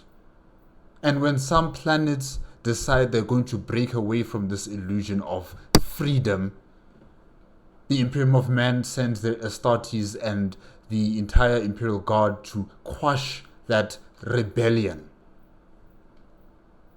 So I don't know what you're trying to say here. Really, I don't get it. Because you and I both know what happens to planets that decide they don't want to follow the Imperium of Man. They don't want to follow the Imperial truth. So this notion of saying that, yes, they've been freed from their oppressors, but they are not truly free. You can say the same thing about the rest of the galaxy as you continue to conquer. It's called the Great Crusade. It's not called the Great Unifier of all humanity, or the Great Negotiation of uniting the entire galaxy under a peaceful means. No, it's a crusade. Where would they have encountered it? The force that oppressed them was destroyed by a greater one. All they know is destruction. Yes, he destroyed the Lords. But what had he left in their wake? He was a destroyer. But what did he build? The great... We're not... Since when are you interested in that part of building? If what you're saying in terms of trying to convince Mortarion that he should be a builder of the Imperium of Man, that's why I'm saying the serfs or the administrative arm of the Imperium of Man and other planets can invest their time in building that empire. It's not the prerogative of the Primarch, to do that. It's not his job. His job is to conquer. His job is to continue the crusade until all of humanity is under the heel of the Imperium of Man.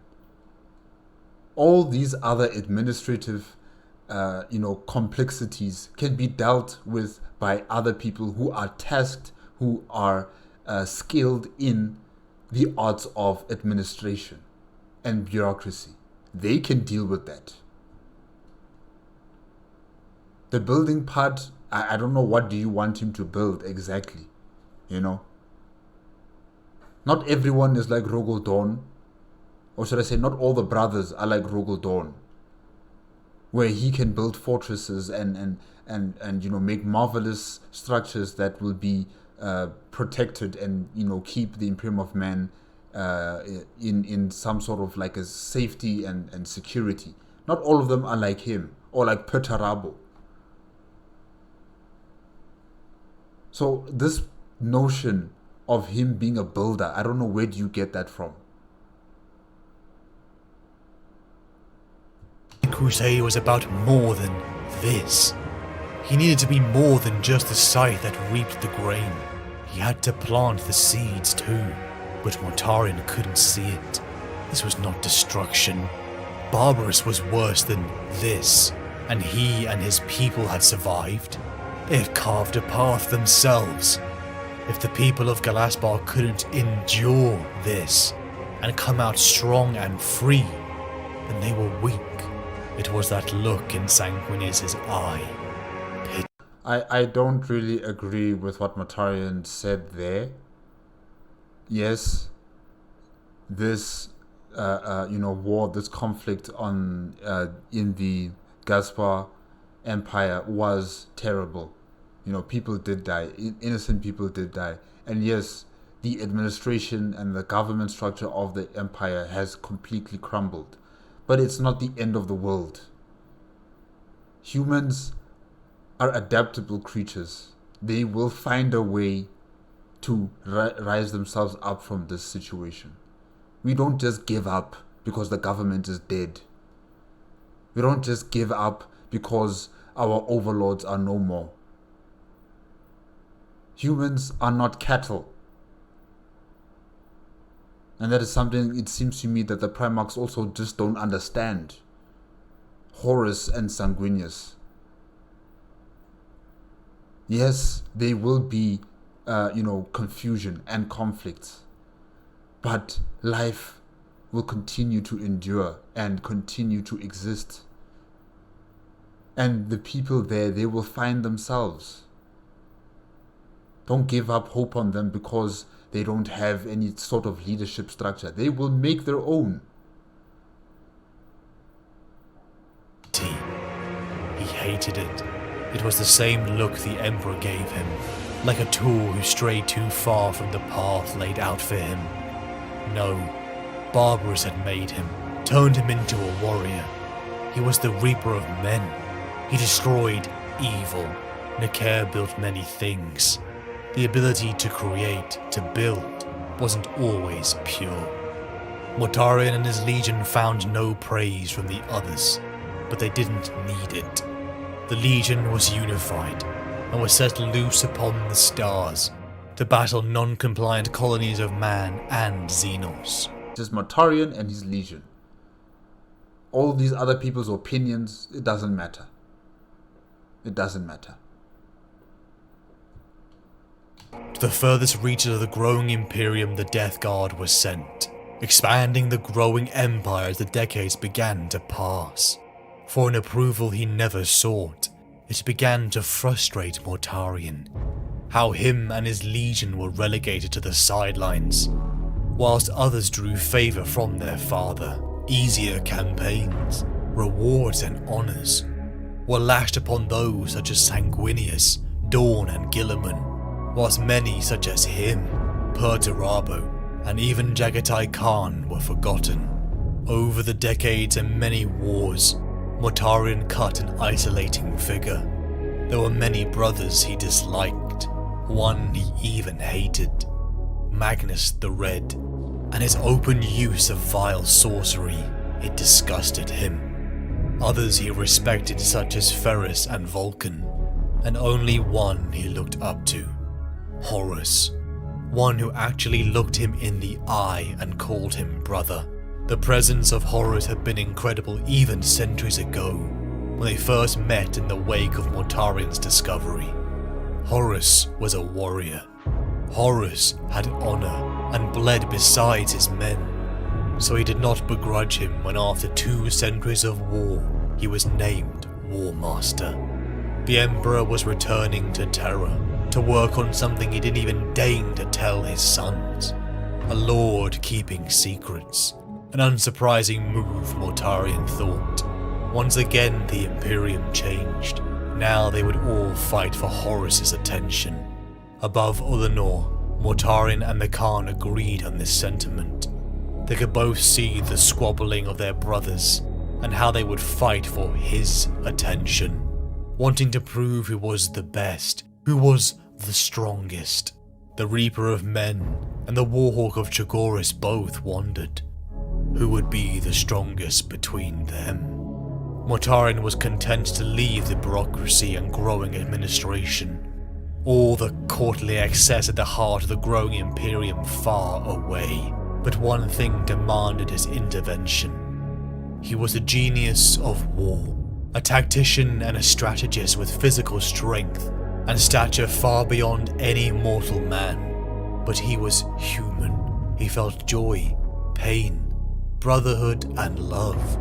But there was one emotion he wore like an armor: resentment. Something had been allowed to exist for too long, and the decades grew that bitterness into hatred. The Psyker, the Witch, the abhorrent art he and his Barbarans had suffered under. He had not forgotten how Nekir had created twisted and vile things, even forcing him to do the same. He'd even felt that very torture attack his mind. He had seen the horrors that lingered in the warp. He had killed Psykers on thousands of worlds. Mortarion had begun a campaign that grew over many decades, gathering supporters on 2 sides that would eventually propose a question to the Imperium that it would have to answer. Nicaea, a colosseum carved into the heart of a dormant volcano, a hosting ground. Dormant volcano? I didn't know that. I didn't know that the meeting place was based within a dormant volcano. You guys are crazy. What if that dormant volcano decides it wants to erupt on the day of the meeting? Man. For the trial of Magnus and his sons. The question of whether psychic powers would continue within the legions had begun. The Primarchs or their emissaries gathered, the largest display of Imperial might since Ullanor less than a decade before. Many of Mortarion's brothers had made their vote known, but only he, Leman Russ, Sanguinius, Jagatai Khan and Magnus had taken strong positions.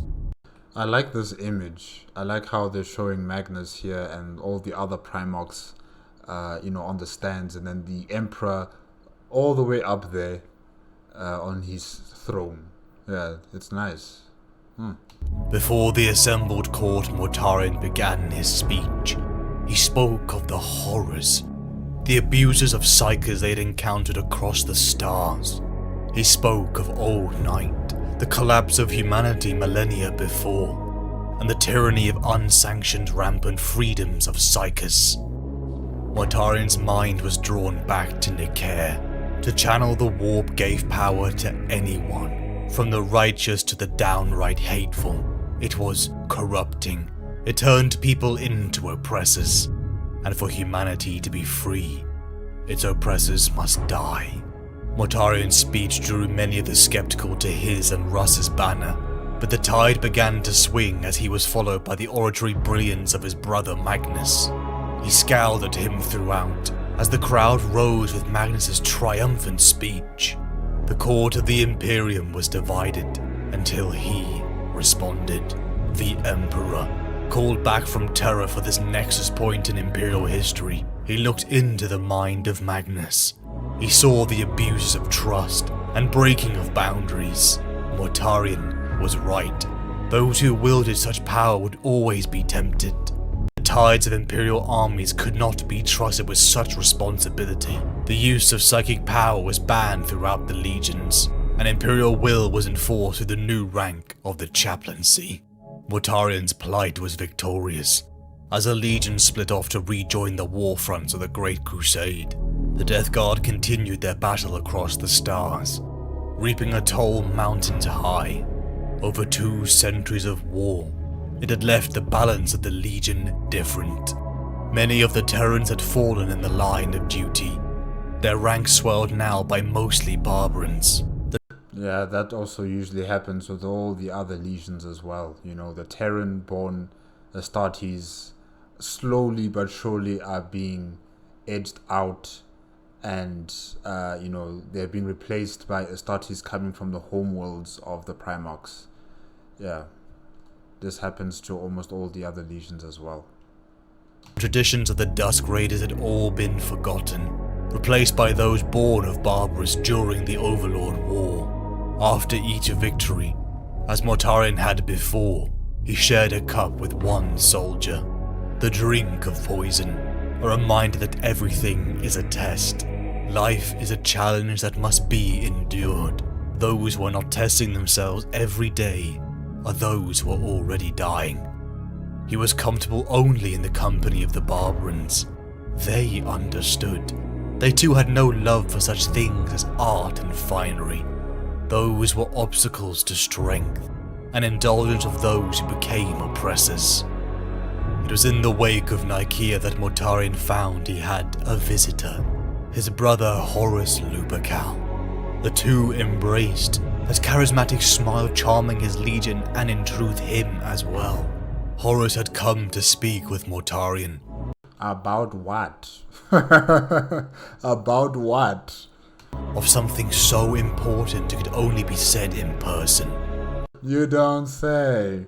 Horus spoke of a future, a devious plan of the Emperor to make himself a god, creating an empire and vanquishing all other religions so his could supplant them all, a future where the ordinary weak human ruled, and many of the Primarchs such as him were forgotten, eliminated in the name of faith. Horus couldn't let that come to pass. He had to save humanity. He would supplant the Emperor and create an Imperium for those who built it, its warriors. And so, he wishes to replace one tyrant with another tyrant.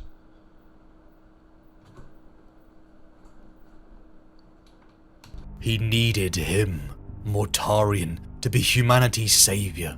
He needed him to kill this oppressor, the psycho who plans to toy and manipulate humanity.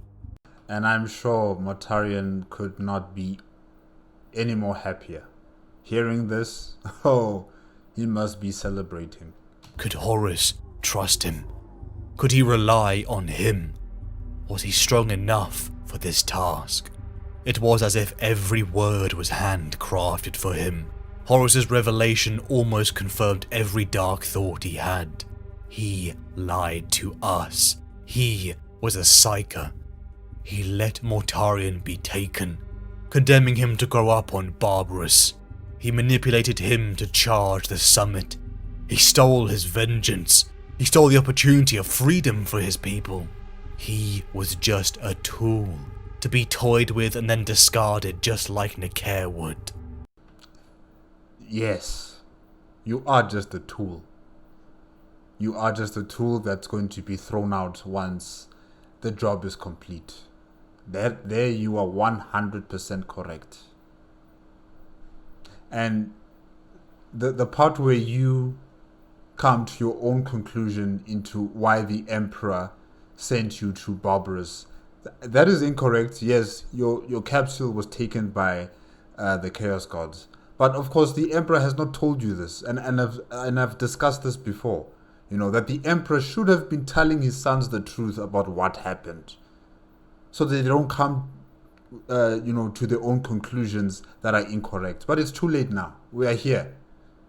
Mortarion is joining Horus in his endeavor to reclaim the Imperium of Man and save it from the Emperor and his tyranny. We're here now. It's too late. It's too late. I will always hate you. Those words he spoke at the summit had always been true. Mortarion and his legion joined Horus. The rebellion would soon begin, but the legion needed to be pure before the war started. Estevan 3. A task made easy through the warrior lodges spread throughout the legion. A secret gathering for warriors to leave behind rank and converse as equals, all held by Kalas Typhon. To the world of Isfahan 3, the Death Guard, Emperor's children, World Eaters and Sons of Horus converged. The world was in open rebellion of the Imperium, and had to be made compliant. To the Death Guard, the structure of the ranks was different. Many of the Terran-born were sent to the ground assault force, as the drop pods fell from the sky. The might of the Imperium rocketed towards Isfahan 3, as 4 legions were unleashed. But some had begun to notice how the structure of the ground forces was unusual. It would be Saul Tarvitz of the 3rd and Nathaniel Garrow of the 14th who would discover the horrifying truth. They had been betrayed. Those that fought upon the surface of Isfahan 3 were those who could not exist in the war to come. Legionaries whose loyalty to the Emperor was stronger than that of their Primarch. They had to be purged. To Mortarion, he was killing his own men, but those who held loyalty to that monster, the Emperor, were already traitors in his eyes. And mostly all of these people they're killing are the Terran-born Astartes, I'm assuming. You know, those ones, I think they were truly loyal to the Emperor and to his vision. And the ones, the Astartes coming from the homeworlds of the Primarchs, they are extremely loyal to the Primarch. Yeah. This is another blunder, I would say, the Emperor has committed here, or he could have avoided, by making sure that he would gatekeep where the Astartes would come from. They wouldn't come from any other planet but Terra. They would only be trained on Terra. They would only exist on Terra. Terra would be the manufacturing hub of the Astartes, nowhere else across the galaxy. You know, he should have gatekept that information on Terra, making sure that, you know, if there to be any sort of rebellion, the Primarchs would have no one on their side who would support them. Or if there were people who would support them, there'll be very few compared to all the other Astartes who come from Terra, who are loyal to the Emperor, who love the Emperor more than their Primarchs. Yeah. But, he wanted to rush. He wanted to conquer the galaxy as soon as possible.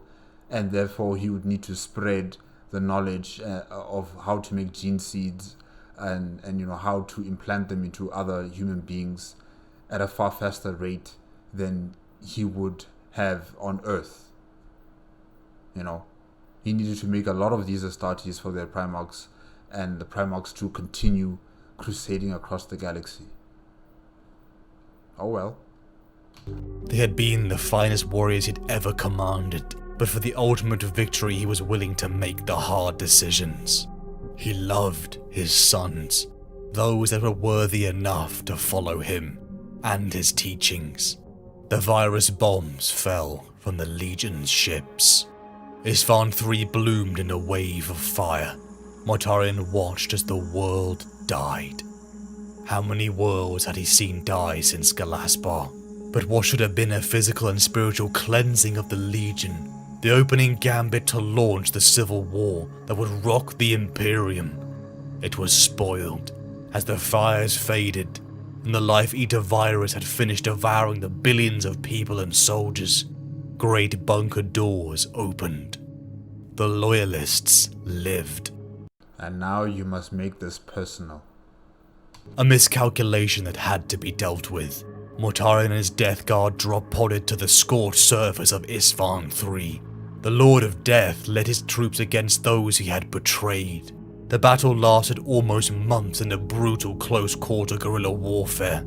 The hate of those that had been betrayed fell flat against the enduring wall of Mortarion's forces, eventually cutting down the last of those loyal to the Emperor that lied. Though some had managed to escape, such as Battle Captain Nathaniel Garrow, one Mortarion had hoped would choose the Legion over the Emperor, one he had shared the poison cup with. A man of honor. The Legion was now pure, and the Imperium had heard Horus's declaration. The war had begun. The war began to churn and convulse. Raging storms split the Imperium as planets erupted in their support for Horus.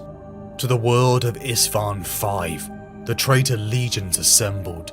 Bunkering down on the enormous plateau, they lay behind structured defenses as they prepared for the Imperial response. 7 legions. Mortarion's brothers roared towards the traitors' entrenched position as the bloodiest battle in the Imperium's history began. Fire, smoke, and ash blotted out the sky as hundreds of thousands of superhuman warriors clashed. From titans to mortal men, the world of Isfahan V was soaked in blood and scorched steel and ceramite.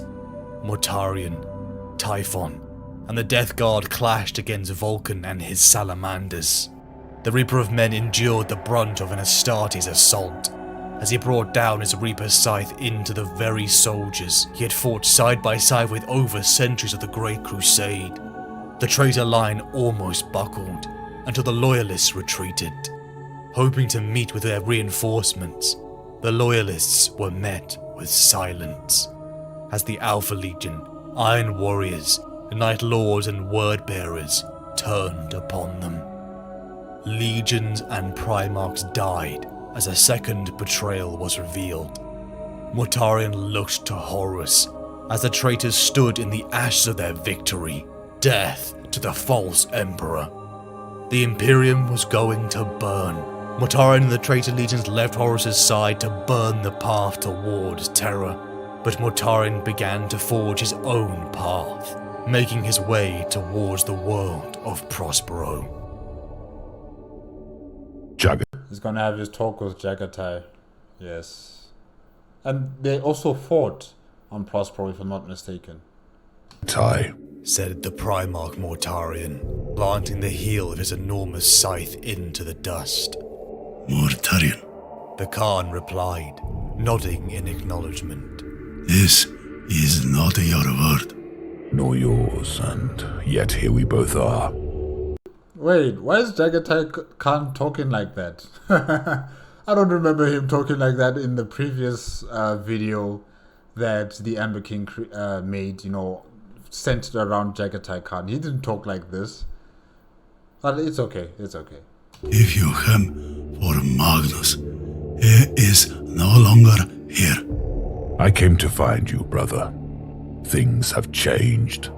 Mortarion smiled behind his mask, making his mottled cheeks crease. I have plenty to tell you, Jagatai. There are opportunities here. The cost of error has never been higher. The rewards beyond imagination. The Khan observed him guardedly. Mortarion had always been hard to read. You are here to persuade me, then? You think, after all this, there are any more arguments to be made? Mortarion reached up with his left hand and pushed his cowl back. A pallid grey scalp was revealed, though it still bore the noble countenance of the Gene Brotherhood. Deep bags nested under his sharp eyes, and whiffs of gas rose out from the collar around his neck. The Amber King is describing what he looks like, it's just reminding me of the Sith from Star Wars, how they also probably look similar to how Mortarion looks like. Yeah, interesting. Listen. Just listen. You might learn something. Even you, my proud brother, can still be tutored. The Khan left his blade unsheathed, holding it loosely by his side. Mortarion's power seemed to have grown. Something burned in him, dark like old embers. His flesh was somehow bleaker, his stance a little more capped, and yet the aura of intimidation around him had been augmented. Back on Ullanor, even at the height of triumph, he had not had quite the same heft. The Khan recalled his brother's words. What would be the wager on us, brother? What would you pay if we fought? Say what you have to say, said the Khan. Mortarion bowed, half mockingly. I have traveled a long way to find you. And now, look around. We have all the time in the universe. All we have left to disturb us are the dead, and they do not stir. Yet, You were not meant to be here. You were meant to join the Alpha Legion at Alaxis. The Khan nodded. or return to Terra. We did not wish that. Why would we? The Alpha Legion held us at Jondex. They wanted us to hear from Dorn. Mortarion raised a hairless eyebrow. Indeed. You surprise me, but perhaps you shouldn't.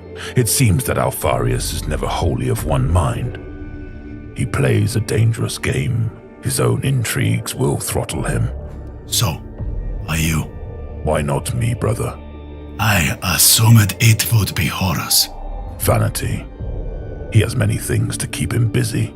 The Khan's eyes narrowed. Mortarion did not seem so sure of himself. For all the show, all the projected force, he was on shaky ground. Horus did not send you, did he? That means nothing. It means everything, said the Khan, studying his brother's reaction. Magnus told me how the war stands. Some souls are still to be decided on. There were always those of us on the edge. I was one. You were another. My legion was at Istvan, so put aside any thoughts that we are not committed. The outcome is already determined, and your choice is simple. Preservation or destruction. Come, Jagatai, you never even believed in unity. You saw through it, even when Gilliman was lecturing us all to tears, back when there was still Xenos standing between our father and the galaxy's edge. Yes, that might be true, but it doesn't mean he wants your path of just utter chaos and destruction and, just doing whatever you want and claim that you are protecting humanity. He doesn't want that stuff. He may not like his father. He may not trust his father completely like other Primarchs. But Jagatai Khan, wants the best for his people of Trigoris and, the outer reaches of the galaxy as well, wherever humanity is. He actually does want a better future. He doesn't want this type of mess that you guys are creating. Then tell me the alternative. A galaxy of warriors. A galaxy of hunters, where the strong are given their freedom.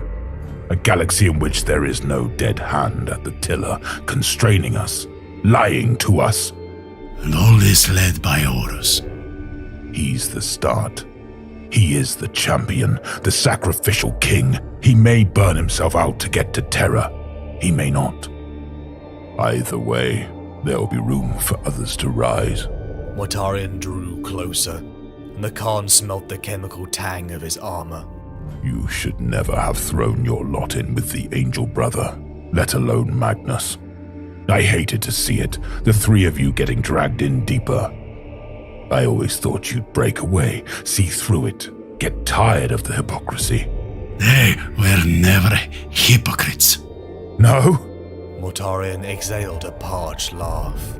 I hoped you'd have understood them sooner. It's the warp, Jagatai. Our father tried to pretend it wasn't there, as if he weren't already up to his elbows in its soul-sucking filth. It should have been cordoned off, put away, forgotten about. It's not for us. It's a sickness, a blight. Mortarion became agitated. He calmed down slowly, wheezing through his gas-shrouded mask. The Khan heard a faint hiss, and guessed at what kind of suppressants had been shunted into his bloodstream. I see what has happened. Mortarion cocked his head. Oh. You were always sincere, I will give you that. You never hit what you wanted. I can guess how you thought it would go. First, hobble the sorcerers, silence the witches, drive them out, and the rule passes to the uncorrupted, the healthy. That was your great project. You even told me of it. That day on Ulanor. I thought back then that they were empty threats, but I should have known. You do not make empty threats. As the True. Khan spoke, Mortarion's mask-locked expression remained inscrutable. Every so often his eyes would go filmy, or his finger would twitch. There was a kind of feeble energy about him, spilling out of the cracks just as the noxious fumes did. But it has gone wrong, hasn't it? You have completed your great mission. But there are more sorcerers than ever before. Horus sponsored them. Lorgar has shown them new tricks. If Magnus has not already made up his mind, then he soon will, and then you will be surrounded. You have destroyed the Librarius only to find the witches are now untrammeled. They've played you well. You have. Everything Jagatai Khan is saying is correct. It is correct. It is correct. He's right, guys. He's right. Have done their work for them, and soon you will be dragged into it yourself, as warp-sick as they are. 100% correct. It's like you could see into the future. You know what's going to happen to your brother here. You know. You know. You think that? I see it perfect. Magnus showed me. Your legion may be free of it for now, but the change will come. You made your pacts, and now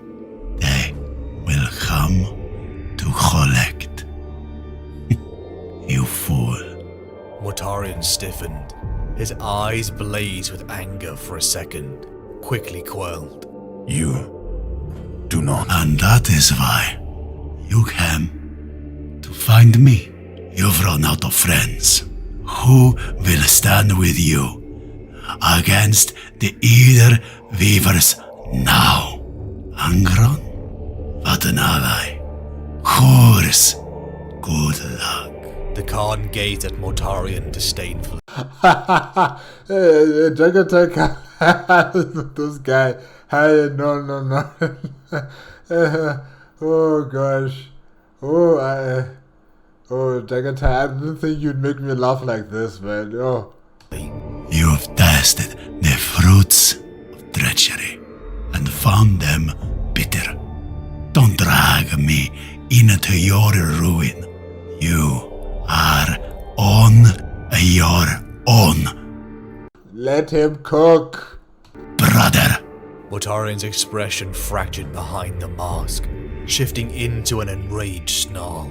Disfiguring rapidly, silence quivered, and he took half a step forward, his free fist clenching. I came to give you a choice.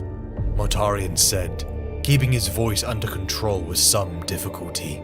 Half your legion are already declared for Horus. The others will follow wherever you order them. Our father's time is over. You can be a part of the order that replaces him. The Khan smiled, a cold smile, imperious in its contempt. A new emperor. Mortarion glared back at him, though he could not hide the doubt. Why not? Why should it not be you? The Khan nodded, finally understanding. Or you? Why not indeed? He drew closer, noticing for the first time the discoloration of the skin around the edges of his brother's rebreather. How long had he worn it? I will tell you why. Because we were never the empire builders. We were the outriders. You chafed at it. I embraced it. Mortarion began to back away. As he did so, silence crackled into life, sparking with green-tinged energy. The Death Shroud lowered their scythes into combat posture. Here we go. Then you will not be persuaded. A shame. I invested much energy to save you, brother. I shall take no pleasure in your destruction.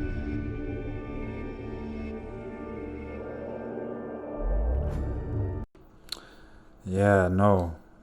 Jagatai Khan, man, I like hearing you talk to Mortarion out here. Really, I did like it. How you dissected his positioning and the positioning of this rebellion or this heresy led by Horus, and how you see it as just another mess up, another fuck up that's really not going to succeed in saving humanity or saving the Imperium of Man. You know, I like how you've just told your brother that, you know, this is not what you're saying it is. You say that you're against the warp, you're against the witchcraft and the actions of those who use the warp as a weapon. Yet the people you have joined are using the very same thing. You know, Loga is the perfect example. Him and his entire legion. So this notion of saying that no, we are fighting against, you know, those who use the warp energies, especially the Emperor. Your own brothers are doing the same thing. They are doing the same thing.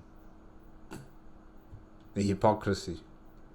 It's as if he pretended that his other brother Primarchs weren't doing anything of the sort in terms of using the warp. But Jagatai Khan brought him back to Earth and told him, hey, open your eyes. this thing of you fooling yourself in believing that your other brothers are not committing the same acts needs to come to an end. Yeah. Hey, Jagatai Khan.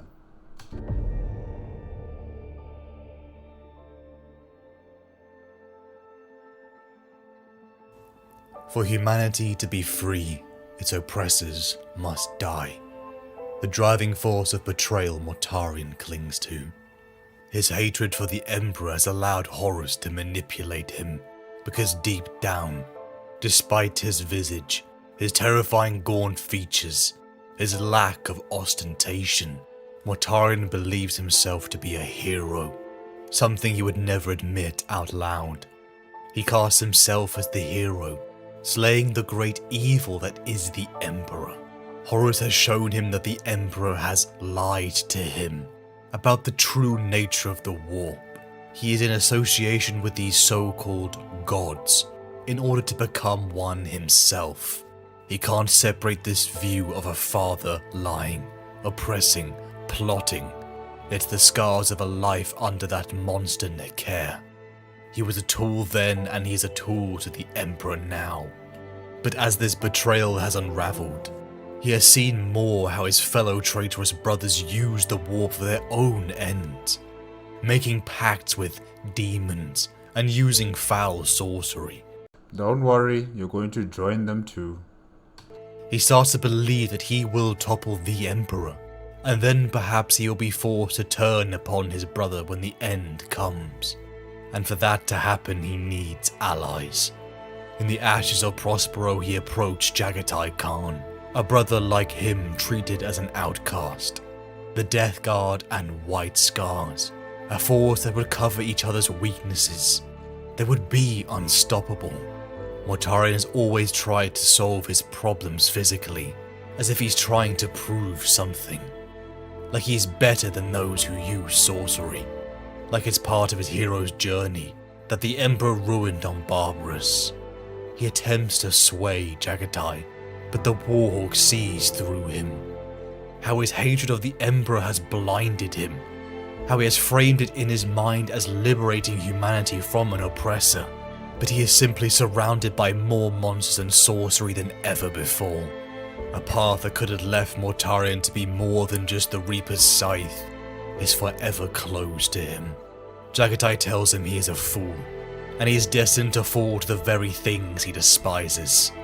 He has made his choice, and it's not his fault that Mortarion has made a poor one. The words turn Mortarion's usual stoic face into a twisted crag of rage, for one that seems to uphold the pillars of strength. A part of him seems very fragile. He draws his scythe, and Jagatai draws his talwar. I'm sorry, I like this soundtrack. I want this soundtrack. I'm wondering whether it is also from Scott Buckley. I'll have to just double check once I'm done here, but I like this soundtrack. Okay, sorry guys. I'm sorry, it's just so good. Flanked by their Terminator honor guard, the two Primarchs clash. Jagatai is a blur, and lands numerous blows upon Mortarion, but he just takes it. For every 3 hits, Mortarion only needs 1, as the two Primarchs are evenly matched. Mortarion's Primarch aura slowly draining the energy from Jagatai, but Mortarion himself bleeding from all the cut inflicted by a Primarch. Both unwilling to end it all here, they retreat. Mortarion is bitter and angry. Jagatai has unleashed a grudge that Mortarion promises to honor as the Horus Heresy begins. The Imperium is burning as the Horus Heresy rages.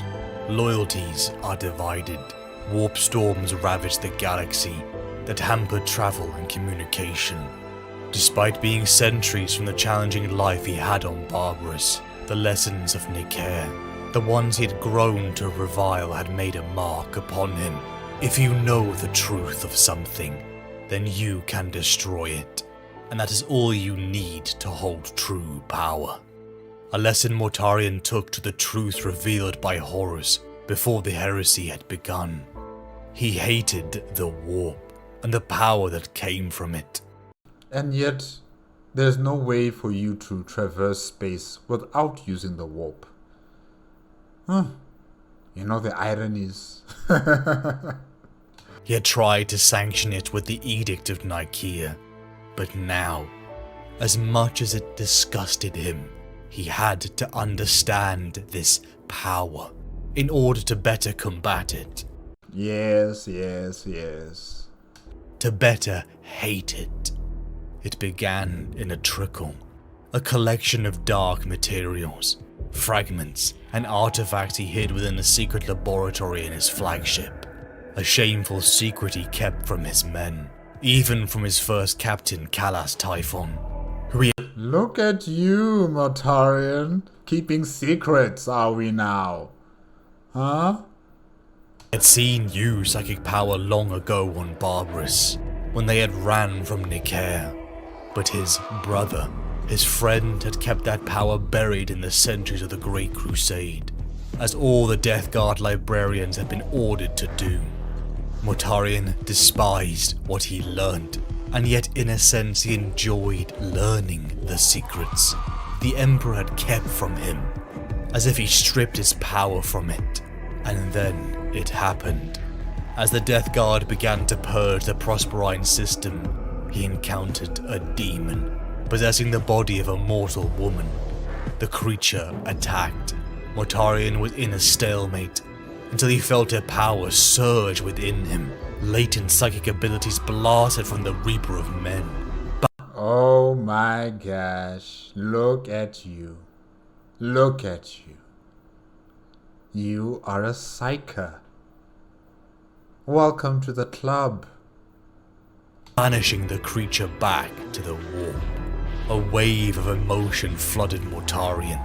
Insecurity, he was just like them. He had that corruption within him. The Emperor must have known. Another lie to add to the mountain of them. Well, of course he knew. He is your creator after all. Of course he knew. Anger. Jagatai was right.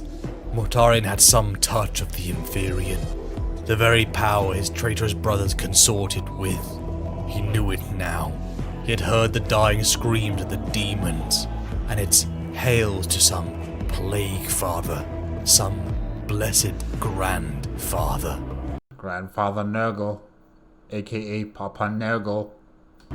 What had started as curiosity had now become a resolution. Mortarion vowed to understand the power. He would combat it. Only he and his sons would remain pure. As Mortarion and the Death Guard sailed the stars, they split. Contingents led by many of his trusted captains spreading like tendrils to carve the Imperium apart. Summoned by Horus, Mortarion and Fulgrim joined the War Master as the traitors roared their way towards the planet of Moloch. A secret was hidden upon its surface by the Emperor during the Great Crusade, one they would take from the false Emperor.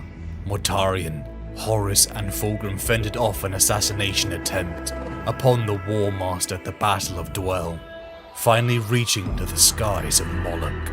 But after nearly a year of civil war, a tidal wave of curiosity had built up within Mortarion.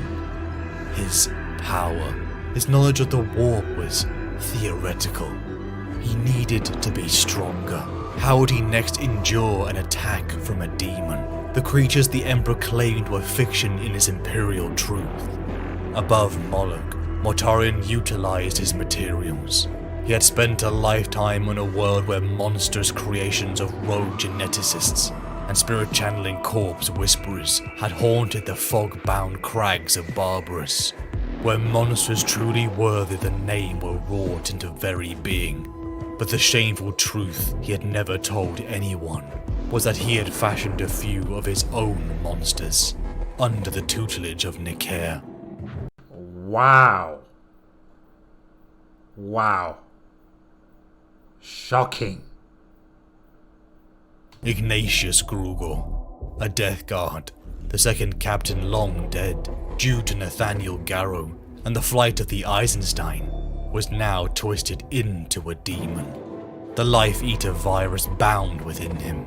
The creatures were thinning the walls of reality, but Mortarion's experiment needed one last ingredient, a sacrifice. Reluctantly, Mortarion drew the Reaper's silence. and cut down his elite death shroud in less than the blink of an eye.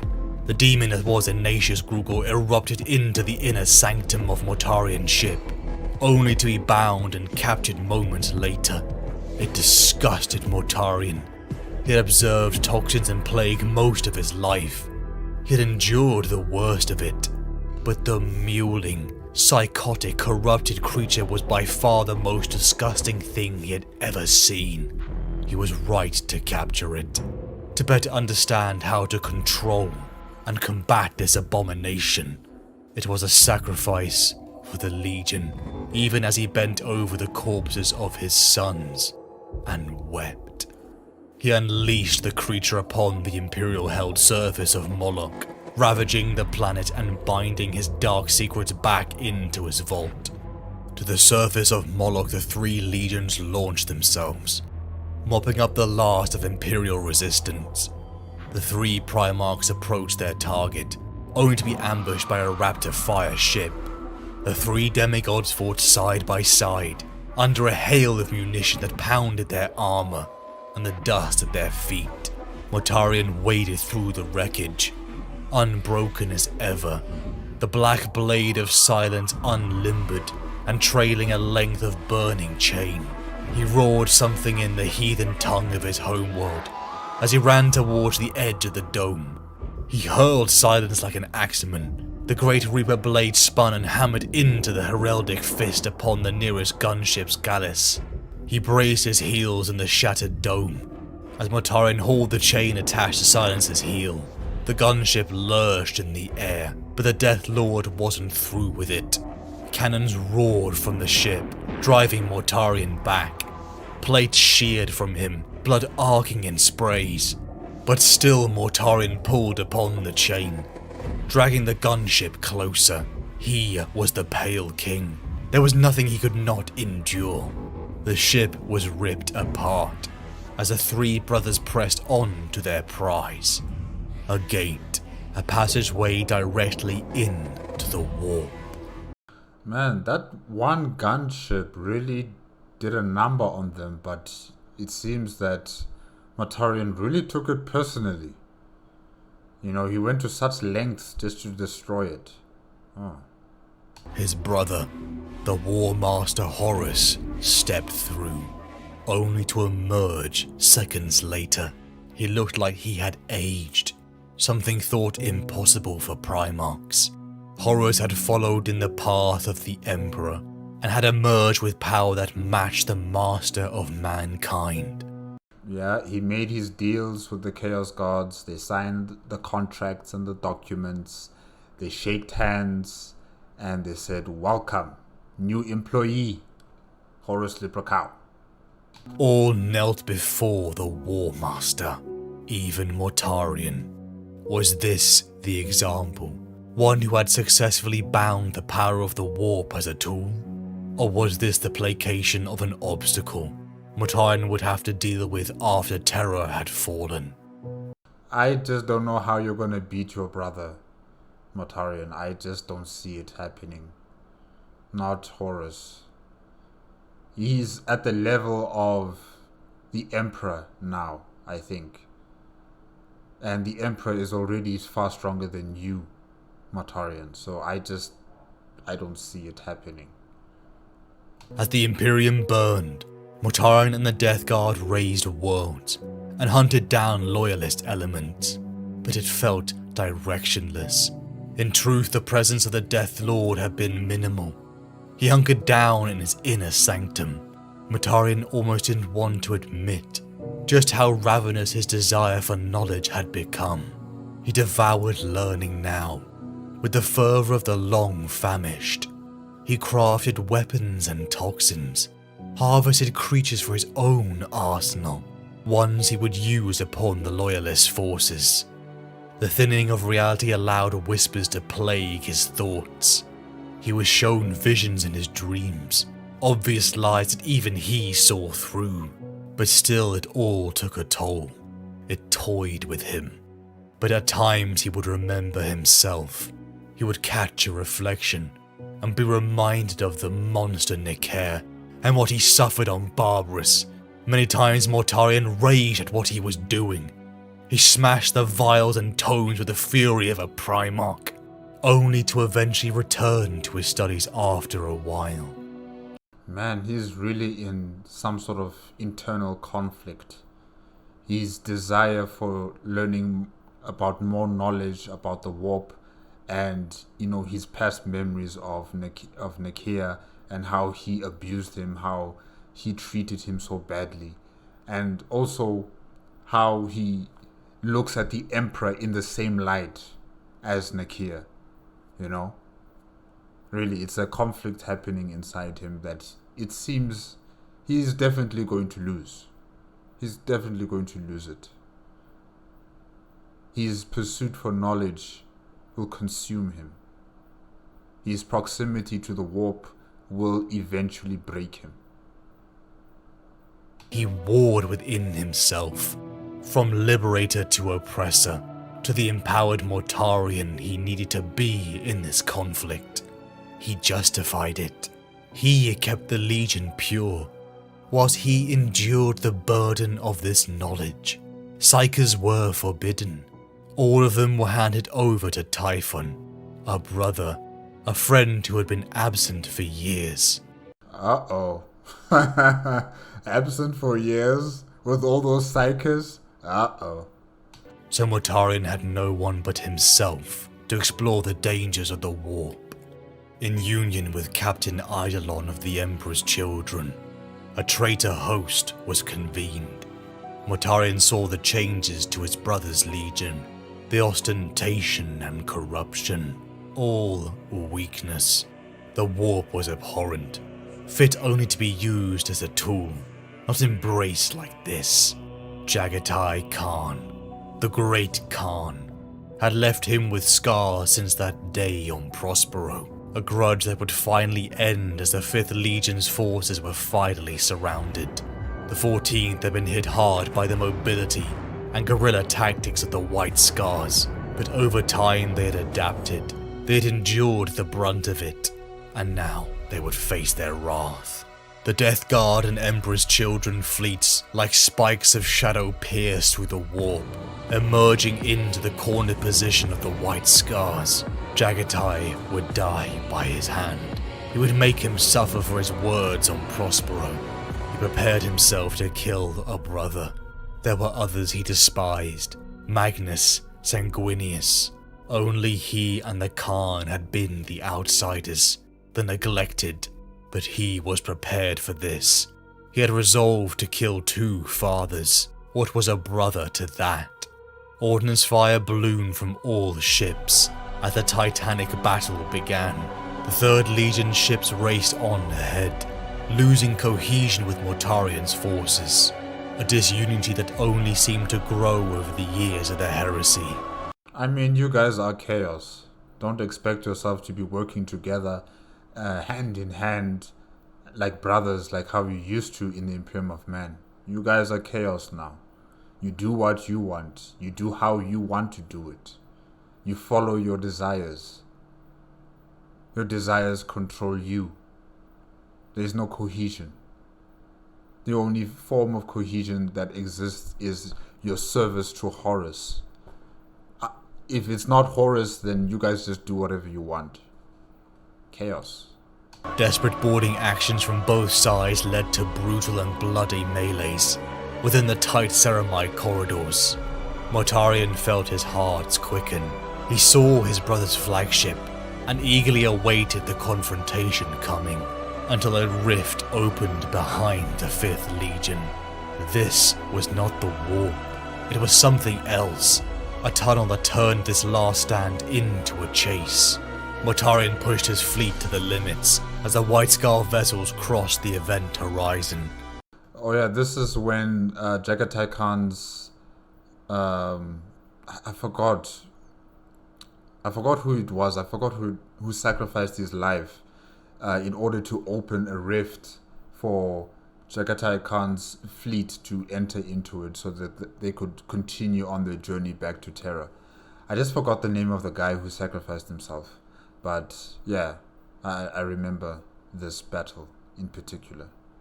This was their last chance. Assembling his death shroud, Mortarion teleported onto the bridge of Jagatai's flagship. The twisting energies encompassed his body as he drew silence into his grip. Darkness. Mortarion and his guard fanned out, met only by the broken and abandoned. This room was empty. A trickle of unease crept down his body as he moved cautiously. "My brother," he called out, Mortarion's frustration building at the thought of his prize slipping away. Kagan was roared from the top ledges as over 100 scars leapt down to meet them. Mortarion crackled silence into life and waded straight into the hordes of legionaries. He cut them down like cattle, but still they threw themselves upon him. They fought like men possessed, eager to meet their death. The sound of their whooping cries and laughter emanating from their grills. "Why waste yourselves?" Mortarion spat, looming over their leader Torgan Khan. This armor is cool. Oh, I love it. Atonement at last, the smiling Khan answered back. Mortarion and the Death Shroud butchered them until there was nothing but a pile of meat and ceramite. This wasn't an assassination, it was a distraction. Mortarion peered out from his own flagship once again, as the White Scar's flagship burned, but the others had escaped, along with Jagatai Khan. He didn't face him, he retreated. Mortarion began to smash and obliterate everything around him, as the crew of the Endurance fell silent. Another failure. He could almost see the pitiful looks in his brother's eyes when he returned to them. The Heresy had denied him the victory he sought. Whilst his brothers languished in their corruption, his legion was pure. He swore to himself to leave this sector and take his place at Horus's side. Only he had the right to spearhead the last play, the destruction of Terra. Only his legion deserved it. Mortarion sent out the call for all elements of the 14th to converge into one. No more disunity, as he sent a personal request, summoning Kalas Typhon. The Heresy had changed Mortarion. He sat above the world of Nyx. The cries from a million throats, the ceaseless cacophony of it, now fatigued him. He had long since become jaded with the pleas of those he killed, be they babbling streams of words of the doomed, the foolish and furious curses of the fatally enraged, or the endless, irritating wail of those who wept brokenly. He had truly become numb to the suffering of mortal men. It no longer tugged at his heart like it did on Barbarous. Am I a tool? The thought came unbidden. The Legion was assembling before the final stroke, the siege of Terra. But was Horus using him just as the Emperor did? Do you want me to answer the question?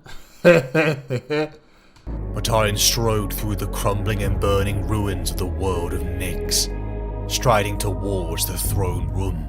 A tank filled with the remnants of what could barely be called human, stuffed with cables and floating chemicals. Ostentation was everywhere. Were these the people he was supposed to hand the Imperium over to? When he and his brothers had won the war, Psychers emerged from behind this lord, and Mortarion and his Death Shroud rushed forward. Mortarion had silence raised, the anticipation of killing a tyrant stolen as a teleportation flare boomed. First Captain Kalas Typhon emerged into the chamber. Welcome back. What do you have to tell us, Typhon? And stole the kill.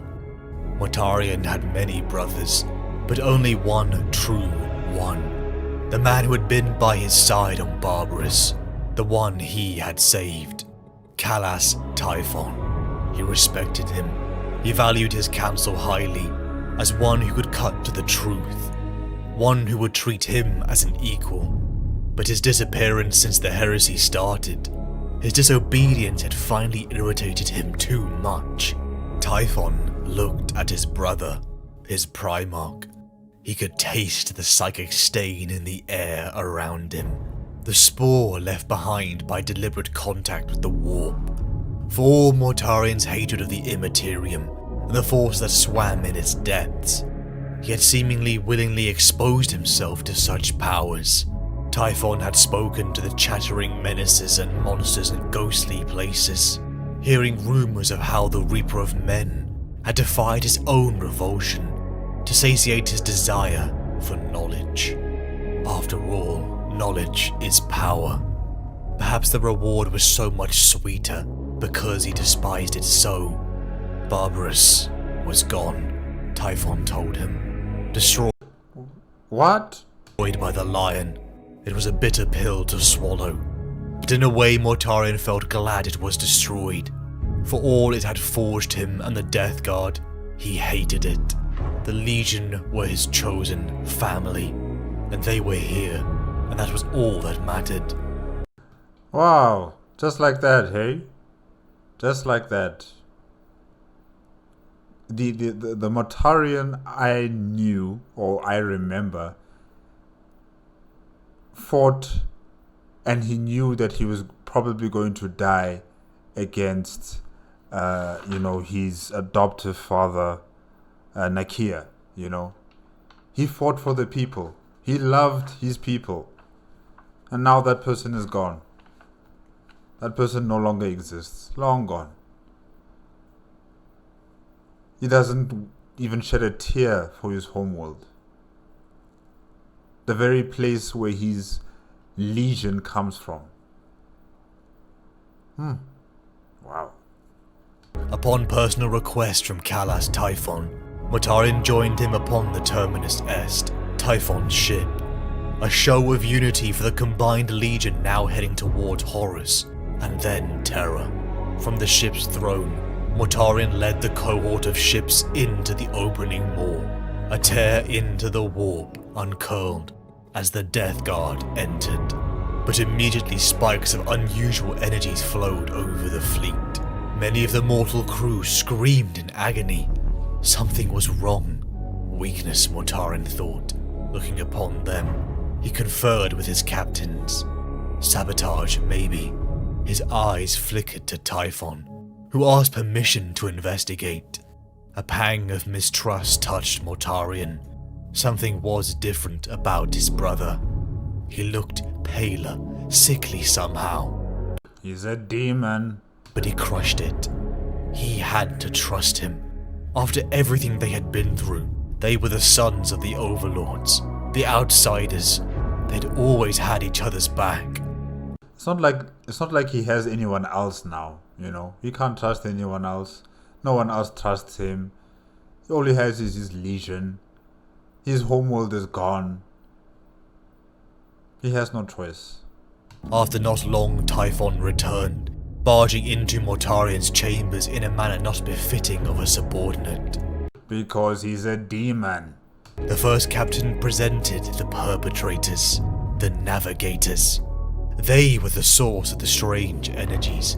They were plotting, planning on decimating the Legion into the heart of a star. They had betrayed them and were in communication with Terra. Typhon executed the protesting navigators before anyone could utter a defense. "Have you lost all reason?" Mortarion bellowed. "Do you realize what you have done?" Mortarion's shock was replaced with anger as he lifted Typhon by his gorget. He was so close to striking him, but Typhon protested. He had saved them. They were not lost in the void. He and his brotherhood could finish the task. Oh, surprise, surprise. Surprise, surprise. Mortarion thought he could hear a buzz on the edge of his perception. The Psyker, the shameful secret many of the Legion had kept hidden from their Primarch. Mortarion had seen Typhon use it on the day they escaped Nicaea. It was always a taboo subject between them.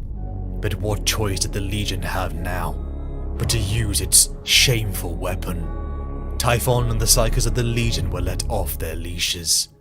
Mortarion's paranoia grew even more, only fueled again by the other captains, who desperately tried to convey their concerns to their Primarch. But each time, that prize, the thought of unseating the Emperor, of making him spill all his secrets was forefront. He was unnerved, but Terra was more important. He could not be seen to be weak. The hours passed, until disaster struck again. Mortarion stared into the sealed medical bay, witnessing Legionary Zuriek, seeing his exposed flesh. Hundreds of livid boils were rising to the surface of his skin, each one set in a cluster of 3. His bones cracked, and his body convulsed foul, sickly liquids. Milky white eyes stared at Mortarion, as his son begged for help. The Death Guard Primarch had seen monsters. He had seen murders, the creatures stitched together from cruelty and corpses that the overlords had made with the stuff of mortal nightmare. The wreckage of living things left behind in their battles, and then the wretched debris of ruined life Mortarion had met during the conflicts of the Great Crusade. All these sights were terrible enough to haunt the soul and curdle the spirit of a common man. Over time, he had become numb to such things. Many times he had been responsible for them, but this horrified him. His son was a Death Guard, and Astartes. He should be immune. Mortarion couldn't watch. His son was rotting away as they spoke, his body coursing with every disease known and some unknown. He couldn't let him suffer any longer. Mortarion entered the sealed chamber and drew a dagger. He ended the misery of the son who had served loyally and with honor. He plunged the dagger into Zuriek's heart, and he became still. But Zuriek bolted forward. I mean, they have 2 hearts, don't they? And you only stabbed 1 heart. There's still the other one. Half flinging himself off the platform, a ghastly howl escaping his froth-rimmed mouth. His blind eyes were black with tainted blood, and the buzzing mass of flies around him became a cloud of frenzied, droning smoke. Mortarion took a step back and watched, appalled, as Zuriek moved like a jerky marionette. Burn him with fire. Reaching up to pull the combat knife from his chest, the blade came out in a whisper of ichor, and the Primarch saw the metal was now corroded and brittle. Mortarion backed away, leaving the undying monster. The Death Guard never retreat. We always resist. We do not fear. Like many other things, this has also changed. Times have changed. We are not weak. Mortarion spoke the litany back to himself in his chambers. Throughout all his years as the Marshal of the Death Guard, there were a handful of unshakable truths that he held as unchangeable. These were the pillars upon which his sense of self, and upon which the very soul of his legion were based. The strength of the Death Guard was to him an immutable law. To see it so thoroughly broken was an event he had no way to frame. His men got sick. That should be impossible. The reports began to flood in. More and more. Mortal and Astartes were getting sick. They were under attack, but from an enemy Mortarion couldn't fight. He had always been able to battle, to pit his strength against his enemies, but here he could do nothing. You've gotten too close to the Chaos Gods, especially Nurgle, and I suspect Typhon is also responsible for that. And yeah, essentially Papa Nurgle is going to give you a document that you must sign so that you can become a new employee of Nurgle. Yes, you're going to be welcomed into the fold. You have no choice. The only countermeasure was his DNA in his men, and that was failing. Mortarion retreated to his laboratory, passing the shameful secret he kept, the weapon he had used upon Moloch, the possessed demon Ignatius Grulgor. The demon taunted him, speaking of his predicament and how he only needed the strength. the endurance of the blessed grandfather.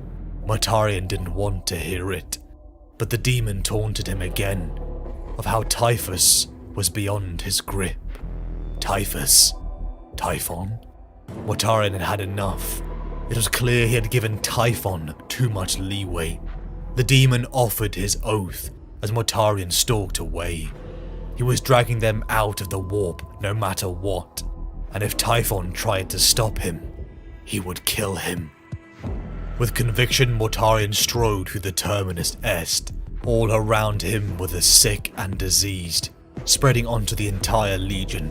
But worst of all, the corruption had begun to take hold on him. Mortarion's sense of self had always been strength, and if he reached inside, he could feel the battle being fought in his bloodstream. It sickened him to admit he too was tainted. Mortarion and his death shroud burst into the Ashapathic choir room. He ordered Typhon to bring them out of the warp or to die. Don't you see the truth, Reaper? We cannot die in this place, Typhon replied. Here we are as eternal and enduring as we were always meant to be. It took me a while to come to the understanding myself, but I have it now. I think perhaps I always did. I just needed to find the way. Mortarion caught sight of his friend, emerging from the shadows. His form was bloating, rust and dried blood speckled his armor as a gaunt face stared back, eyes hauntingly yellow. Was this his friend? The brother he trusted above all? What had he done? What has he made a pact with? The same pact you're going to make. I'm telling you, Nurgle is just waiting for you. He has the documents ready. Typhon told him he had to do this. For him. For the Legion. They would soon embrace the grandfather. Mortarion and his death shroud rushed forward to meet Typhon and his own grave wardens. Eldritch fire sprayed and plasteel tore as the two groups of bodyguards clashed, and between them the Primarch and his captain stalked each other, trading testing blows that quickly escalated in tempo and lethality. Their weapons locked, and the two of them struggled to a standstill. Despite his sickly appearance, Typhon appeared to draw upon a reserve of strength and stamina beyond that of any ordinary legionary. Mortarion met his gaze and saw a stranger behind those familiar eyes. Everything he believed he knew about Typhon crumbled in that moment. The same changes that had consumed Grulgor were here at work, he realized. The man who was truly Kalas Typhon, who had been a scared half-breed youth, a reckless rebel, then a trusted commander in his army of liberation, no longer existed. Yeah, he hasn't been there for a very long time. Mortarion impaled his once friend, only for Typhon to still move. Blows that should have killed him, he endured. As the taint of the warp flowed from him, so Mortarion used the weapon he despised. I know the soundtrack. Oh my gosh. But it's a Scott Buckley soundtrack. Yeah. Oh. Yes. The Ember King. Thank you. Ooh. Oh, I like the soundtrack. I just forgot the name of it. Is it Revenge? Ravaged? I can't remember right now. But it starts with an R. Yeah. Oh. Releasing the cage doors, a creature rushed forward towards their position. Grulgor, the demon.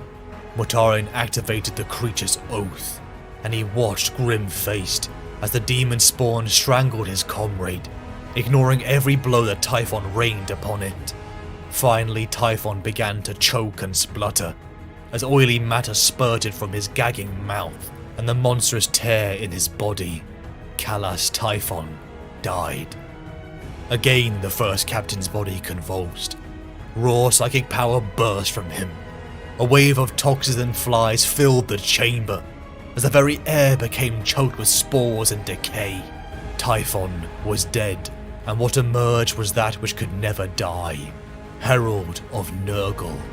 Typhus. This was always how it was going to end, said Typhus. The fate you refused to accept ghosted you with every step. The questions in your mind lay there when we were just foolish youths and fearless rebels, planted like seeds to bloom into doubt. Your dalliances with demonology, your chaining of the life-eater Grulgor, all preordained by the eye of the Grandfather to bring us to this moment and remake me, to remake all of us. Welcome, Typhus. And yes, the soundtrack is Vanguard. Yeah, Vanguard. It's epic. Go listen to it. Okay, let's continue. Sorrow gripped Mortarion. All around him was death. The ships were torn open as he gazed upon the annihilation of his sons. He couldn't save them. There was no summit this time, no enemy to fight, just despair. The warp swarmed over everything. Time itself began to overlay and twist as a god descended down. I have failed my sons! He gave voice to the thought without realizing it, and the Reaper's utterance echoed back at him from the flanking plasteel walls of the warship's landing bay. Guided only by his instinct, Mortarion had returned to where the Greenheart had docked. His shuttle, once battle-ready and primed for war, now resembled a wreck exhumed from some quarry-marshed morass. It, like everything in the grasp of this septic reach of the Imperium, was beset by decay. The heavy barriers had sagged under their own weight and cracked open, allowing some fraction of the mind-twisting aurora beyond to cast feverish light into the chamber. In any other circumstance, Mortarion would have expected the bay to suffer explosive decompression, but then this was the warp, and he was learning that nothing in this place mirrored the laws of the universe he had been born into. The wild glow of the Imperium beckoned him. Out there was the source of his torment, he reasoned. Out there was where the forces corrupting his legion had gathered. Out there was the end point. Mortarion pulled back the hood over his pallid face and cast it away, staring that madness in the eye, gathering his strength to step through and confront the truth. His boots rang with the strange echoes as he advanced. The hull of the Terminus Est ranged away from him on all sides, the metal shifting and altering, growing like weeds. The other craft in the fleet hung around him as tarnished ornaments, tethered to a screaming sky of raw, inchoate force.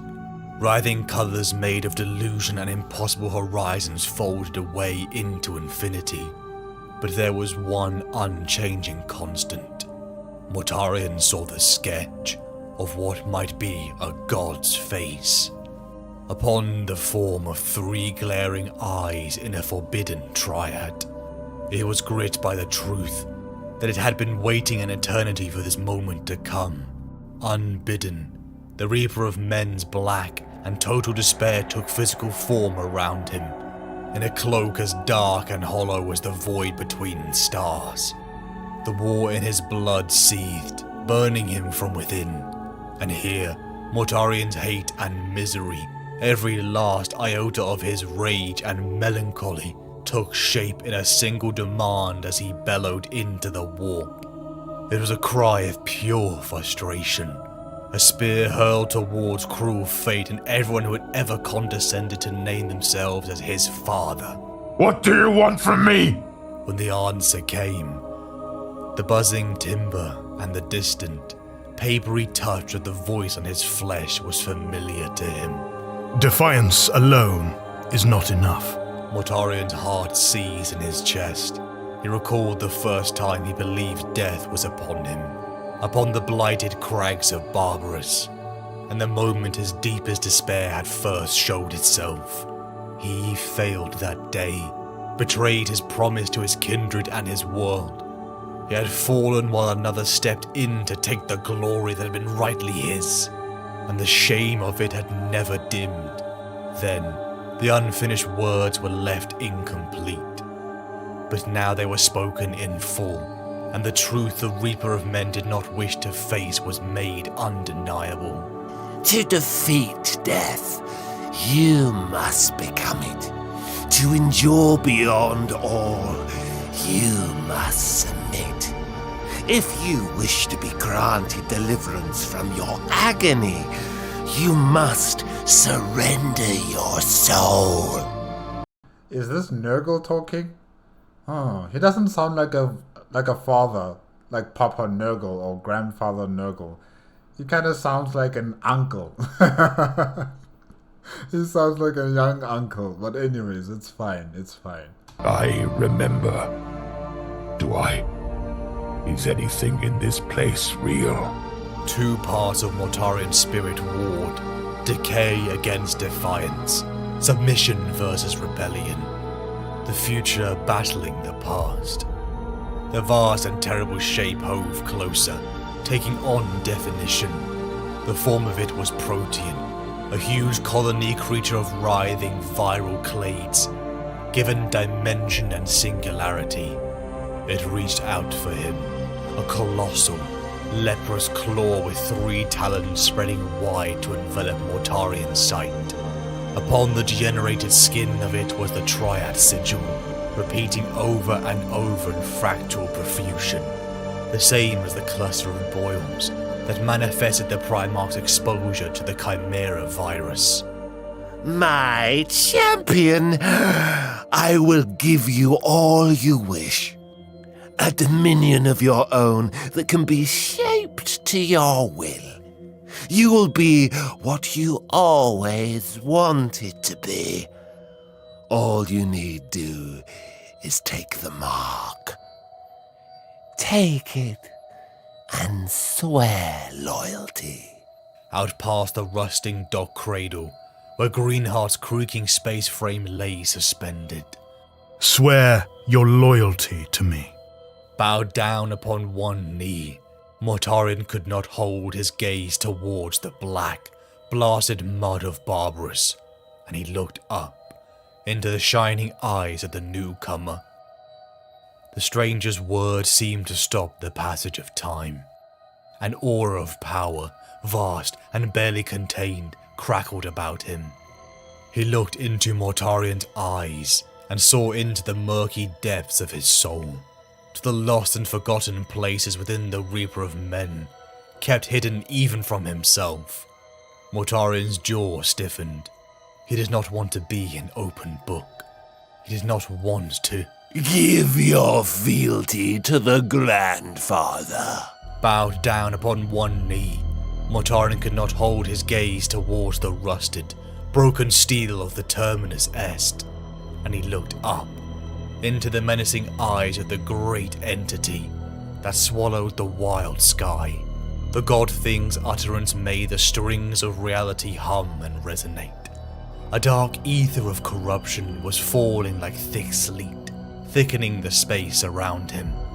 The entity called itself the Grandfather, filled Mortarion's lungs with the spores of living death, and opened him up from within, teasing apart sealed spaces to find the rich meat of his unseen fears and his most secret hopes.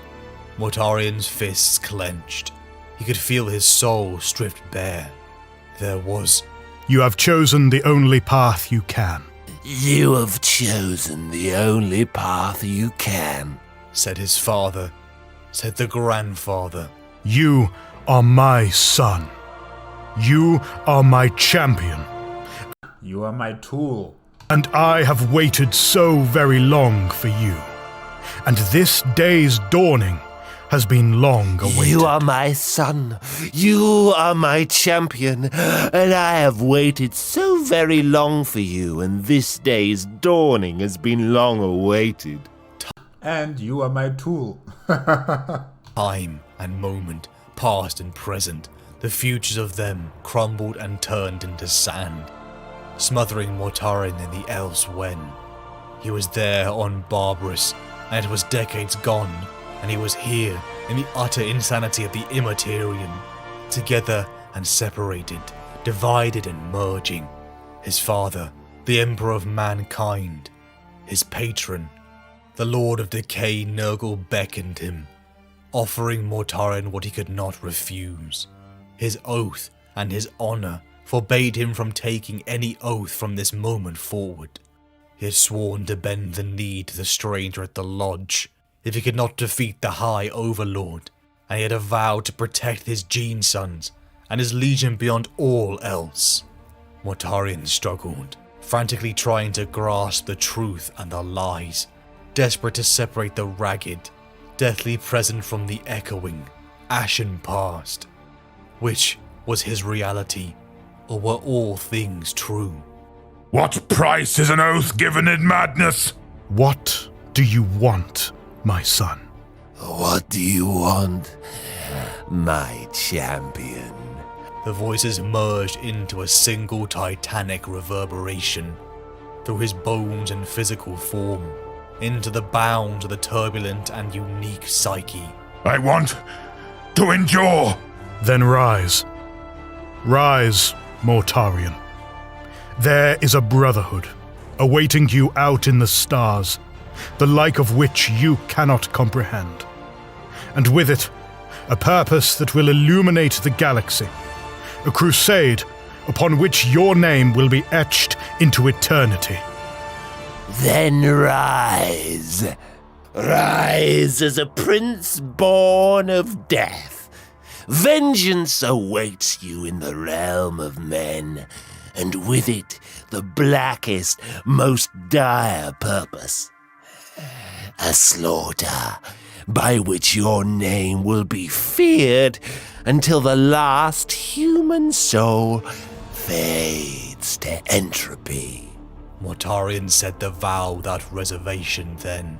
I give myself to your banner, my blood and my bone, the unbroken force of my will and the power of my spirit. These are yours to command, if you grant me deliverance. His hand found the damaged, crackled blade of his war scythe, and he gripped it hard enough to cut metal and draw blood. By this I so swear. He looked Welcome. down and saw the transformation take hold of him. A force of immeasurable mutational power crashed through his physical form and overwhelmed the pitiful limit of flesh and blood. Mortarion tore away, rising to his feet, changing with each heartbeat. From his spine burst pestilent, insectile wings that quivered and crackled with new change. His soul soaked in the corrupting energy, dying and living, reborn and obliterated. The flesh across his gaunt features pulled tight, dragging his mouth into a rictus grin, the smile of death itself. He would endure. Oh, yeah. Welcome, Mortarion. You definitely will endure. And you will keep on enduring all the way up to Terra and beyond. Because it's not going to be over for you. Your fight, your quest for revenge, your suffering is all a part of your tests. What did he say again? If you don't test yourself in life, you'll become weak or something like that. Yeah. Somewhere along those lines. This is your test. And it will be with you forever.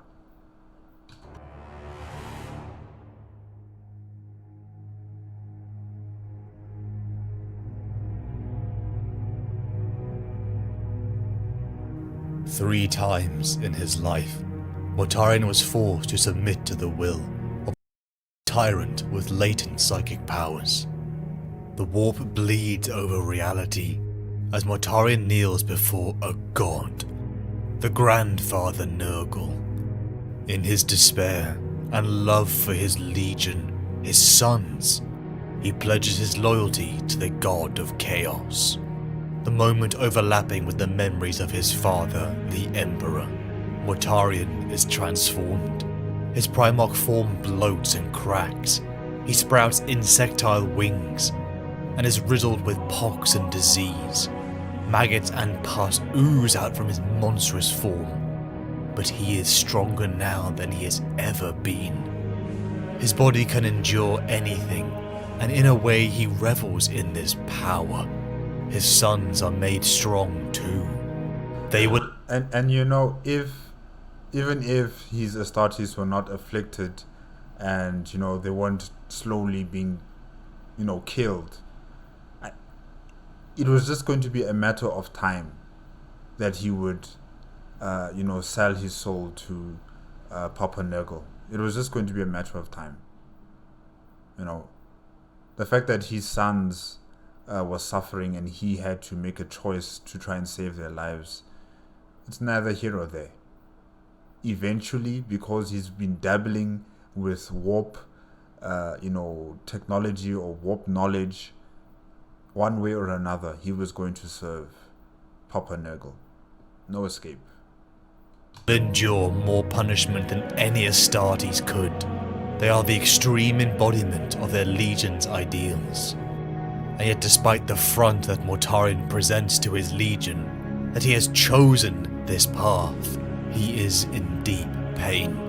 He has been forced into the pact, and the reluctance he feels manifests as a deep pain throughout his body. You will endure it. He proclaimed to the Legion that this was their destined path, that he has chosen the strength for the Legion, but he knows in his heart that he is a hypocrite. His very hatred of the warp led to a forbidden curiosity that he fed. At times he raged and destroyed all the material, but still he came back to it. He is someone who espouses that he cares nothing for the opinions of others, yet is defined by his battle against physical and perceived weakness. The Overlord Naker abused him through making him feel weak and manipulating him through that insecurity, and with Mortarion's embrace of Nurgle's gift, it is a retreat from that very insecurity. He is a monster, bloated and corrupted and rusted and leaking pus and blood. Ew. But a monster isn't weak. But he's most defined by his ultimate failure, something during the Great Crusade Horus remarked on. Liberation is not just the destruction of the oppressor. We can't replace one tyranny with another. Mortarion has thought himself a hero, one who slays the villain in his hero's journey. But here that journey ends. He's never built anything to replace what he has destroyed. He's never learned to create an empire, only to destroy them. It is why for so long the Emperor looked at him with pity in his eyes. Defiance alone is not enough, my son. The Emperor had hoped Mortarion would see it. A better future, a greater destiny beyond that of the Reaper of the Harvest. But it's not like he had an opportunity to build a certain type of future for the people of Barbaros, because he had to deal with the overlords, he had to deal with Nicaea. After that, who knows what could have happened? Who knows what could have happened? He could have built a society on his homeworld of Barbaros. He could have. But we don't know this, because that opportunity was never presented here.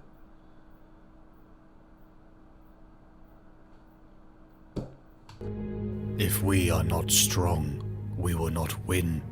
If we cannot defy poison and darkness and pain, we cannot stand against death. Hulking silhouettes darkened the skies of Terra.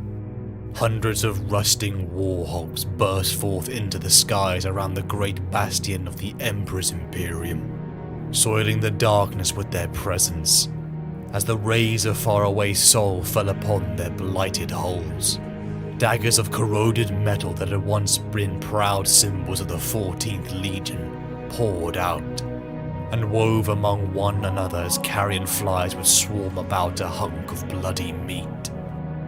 Mortarion strode onto the bridge of the vengeful spirit.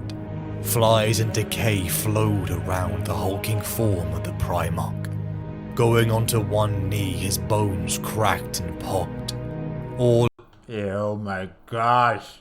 around him clawed at their throats and eyes, as death itself was before them.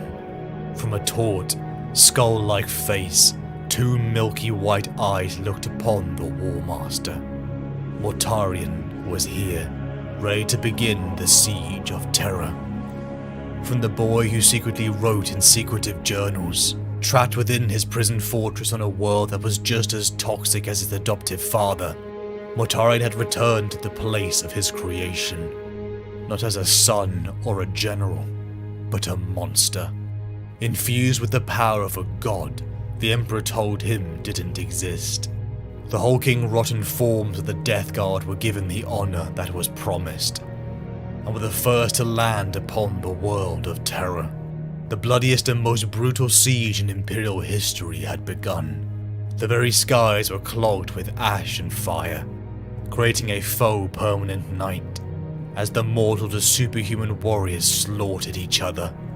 Mortarion unleashed the power of the Plague Father. Disease and death ran rampant over the civilians and combatants of the Imperium. The outer walls crumbled as the full might of Horus's armies washed over their defenses. All that lay before them now was the Imperial Palace itself. Magnus the Red approached Mortarion before the attack on the Colossi Gate. They had once been adversaries, their battleground the Council of Nicaea a decade before. I'm sure he's going to laugh. He's going to laugh. He's going to be like, well, if it isn't Mortarion, look at you now. Now they stood side by side, both steeped in the power of the warp, ready to eliminate their father and his empire of lies.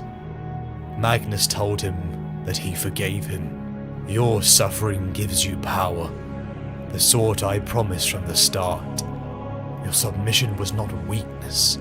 There is no shame. I bear you no ill will. I understand. Wow, Magnus. That's so cool, man. That's really nice. That's cool. Mortarion hesitated for a moment, but finally let down the wall he was barely keeping together. I hate this, he whispered. He hated the pain he felt.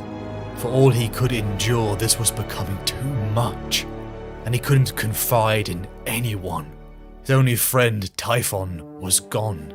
That brotherhood a lie. Magnus told him that he knew. The Crimson King raised his hand, as energy emanated from it. Mortarion blinked, straightened slightly, and took a breath. He seemed taller, less bowed by pain and wrack. His eyes had become fierce and unclouded. It felt like for the first time he could breathe. He was skeptical of this kindness, but they were on the same side now.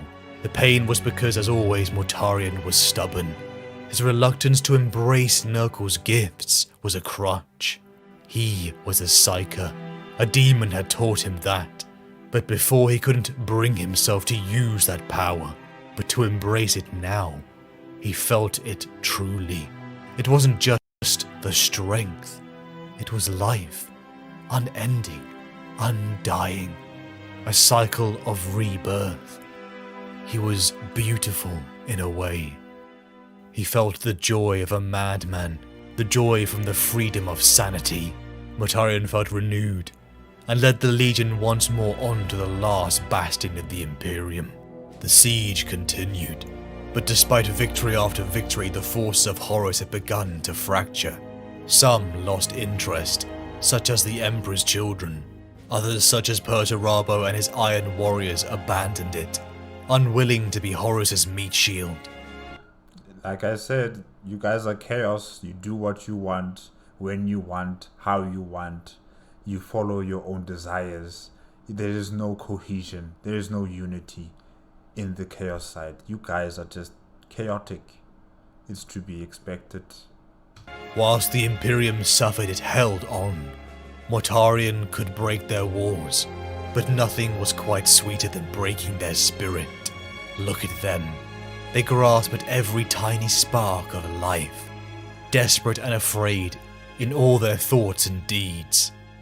Their existence is nothing but fear and dread. To the Marmak's bastion, the Reaper of Men and Typhus led a joint assault. A rising imperial cult, one that claimed worship of the Emperor, was giving the people hope. One Mortarion would annihilate, but a figure stood in his way, one standing before his target Euphrates Keeler, Nathaniel Garrow. The captain of the Death Guard had been a prize Mortarion regretted losing since Istvan III. A man of honor, one who could be trusted unlike the snakes he was surrounded by, such as Typhus. He offered Garrow a place back at his side, brotherhood. Mortarion wanted to see him take the choice, to kneel as he did.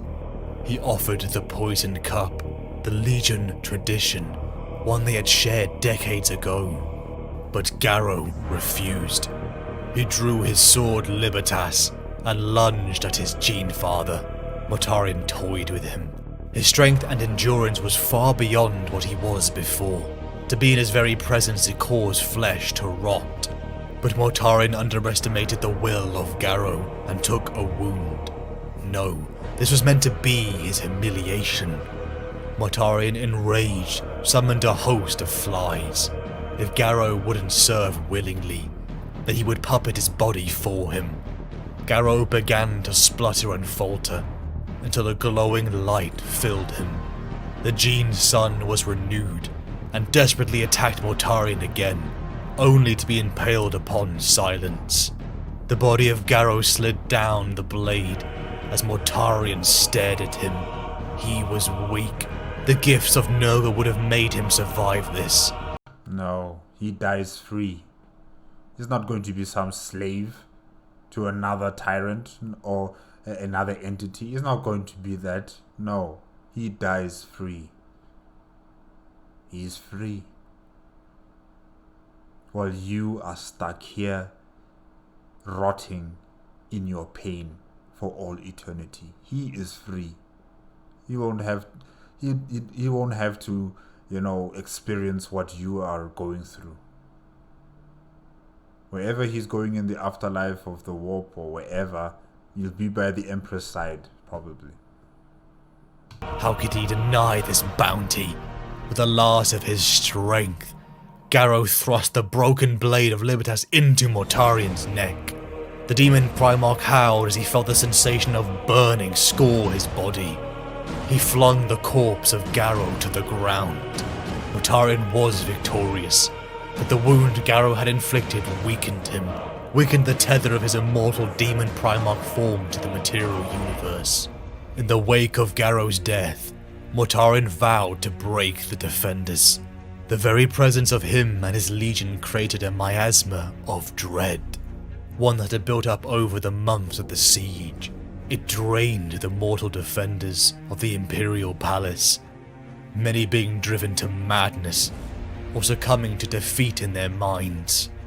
Mortarion was gifted the spaceport and fortified his position, overlooking the Imperial Palace. The assault was close at hand, but there was an obstacle. Typhus, herald and favoured of the god Nurgle, but yet also a traitor to Mortarion personally. Before the Legion, the bloated creatures projected a united front, but underneath a war of influence brewed between them. Mortarion was his Primarch, the strongest weapon in Nurgle's arsenal, but Typhus's rebellious nature that led to their very corruption had only grown. Many times he openly defied Mortarion. The Death Lord projected a sense that he had embraced the Grandfather's blessing, that it was his will to lead the Legion down this path. A contested view from Typhus, who claimed that it was him who brought the Legion into Nurgle's embrace. Wow, you guys are gonna fight each other right here when you're, fighting against the loyalist forces? Chaos. Chaos. Mortarion impatiently awaited the unification of Typhus's forces for the final push. but he saw what was coming on the horizon.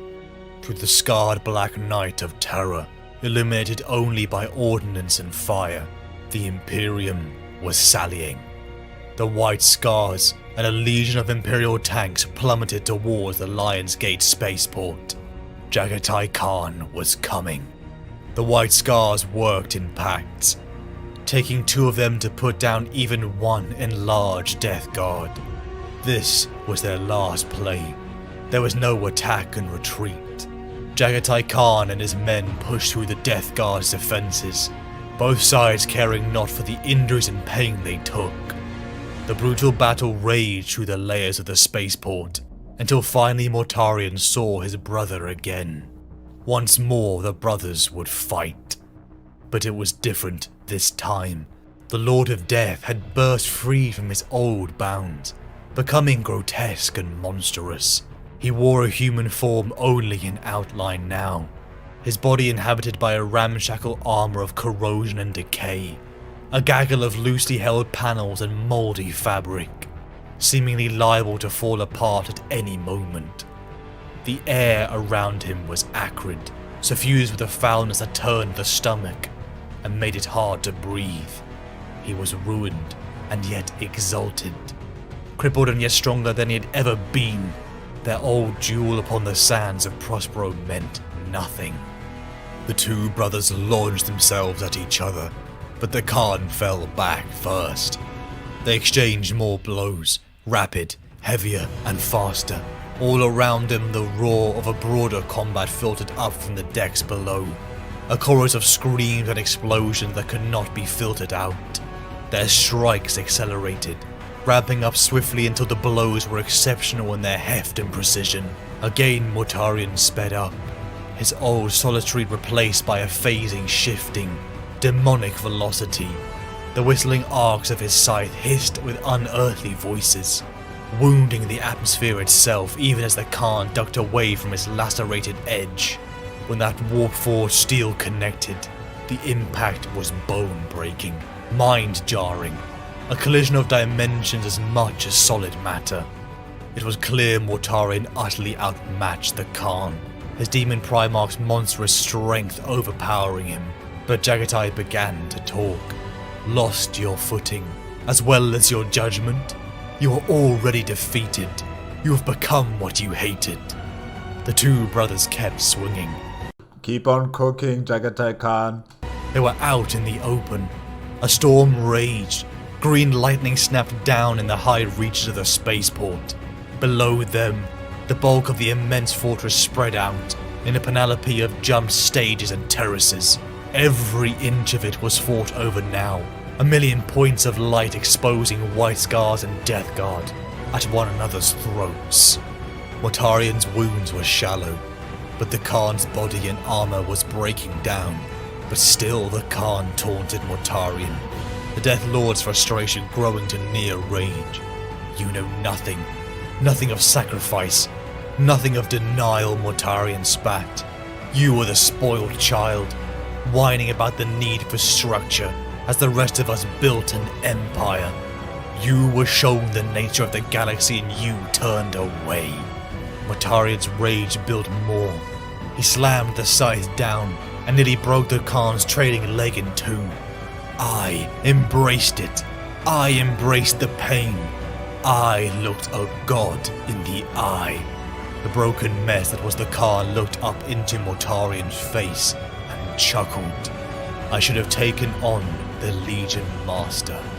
I should have fought Typhon.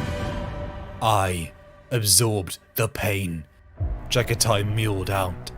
I know of the Terminus Est. You gave up. I did not. My endurance is superior. Far superior. Mortarion fell silent, as something within him broke. So that was what they all believed. What they had always believed. His brothers. Not that he had done what needed to be done. Not that he had sacrificed everything to make his legion invincible. Even condemning himself to the permanent soul anguish of demonhood. A change that could never be undone. It was not strength. He was weak. Mortarion's anger soared. From blood boiling to an almost calm, his mind went utterly numb as only one thought pounded in his mind. Kill him. Mortarion hefted silence into the air and thrust down, only for the Khan to stand up. Jagatai took the blow and traded back one of his own. The two brothers scrambled. Mortarion dropped down sharply, piling in wildly with his gauntlets, slamming in punches at the Khan's throat and at his chest, at his ruined face. The clenched fists flew, one after another, barely warded by Jagatai's flailing arms, tearing up the remains of that beautiful lacquered ceramite and splattering the two of them in more gouts of forge-hot blood. Again they both reached for their blades and clashed in ripples that shook the very earth. Black blood oozed from Mortarion, his rusted plate broken in many places, but still he moved. The Khan was walking dead, a wash of red and ceramite that barely constituted life. It was here. It was coming. The death Mortarion would give him. The Khan was going to die. He would kill his sons, and then march upon the palace itself. He would drag their father from the throne, make him spill his secrets, his knowledge, and then it would all be his. He won't be able to talk to you. He is locked in a psychic mental state on the Golden Throne. But still Jagatai chuckled. A cold tempering of his rage flooded Mortarion, as still to his shock, his brother stood. Mortarion was still the greater of them. He was still the stronger, the more steeped in preternatural gifts, but now all he felt was doubt, rocked by the remorseless fury of one who had never been self-doubting, self-regarding and unreliable. All Mortarion could see just then was one who wished to kill him, who would do anything, sacrifice anything, fight himself beyond physical limits, destroy his own body, his own hearts, his own soul. Mortarion shuddered to look within, to realize that he, the Reaper of Men, Primarch of the Death Guard, paled before this endurance. To defeat death, you must become it. Jagatai wouldn't have given in upon the Terminus Est, and that frightened Mortarion to the core. The possibility that he was a coward, unwilling to die. Through bloody lips the Khan wheezed out that he knew Mortarion now was immortal. He couldn't die, but he could. On broken legs, Jagatai launched himself once more at Mortarion, the Reaper of Men impaling silence straight through his brother's chest.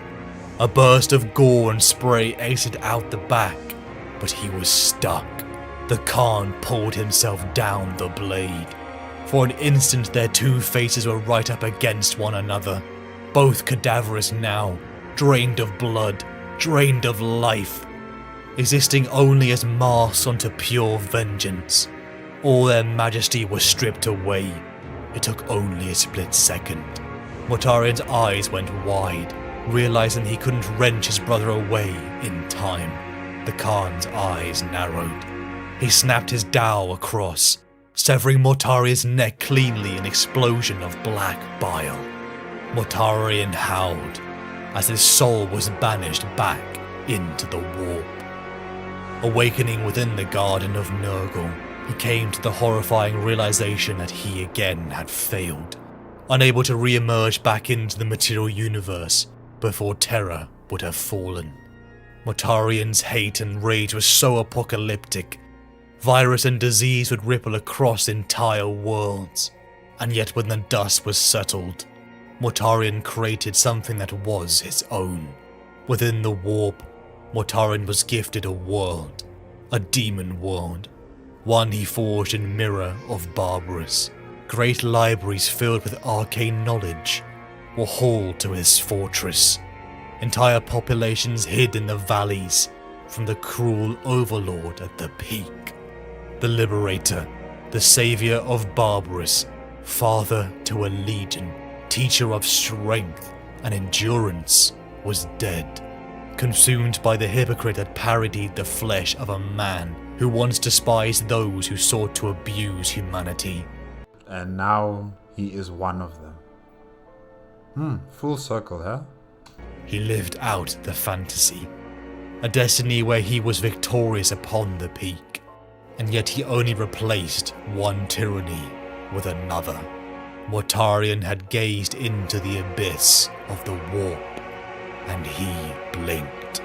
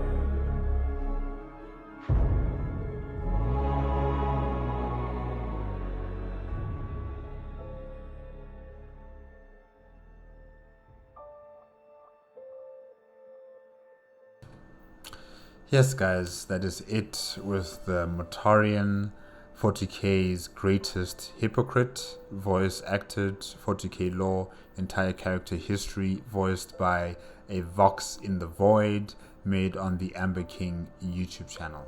Requested by AnthraxScribe3238. Oh, yeah, Mortarion the Pale King.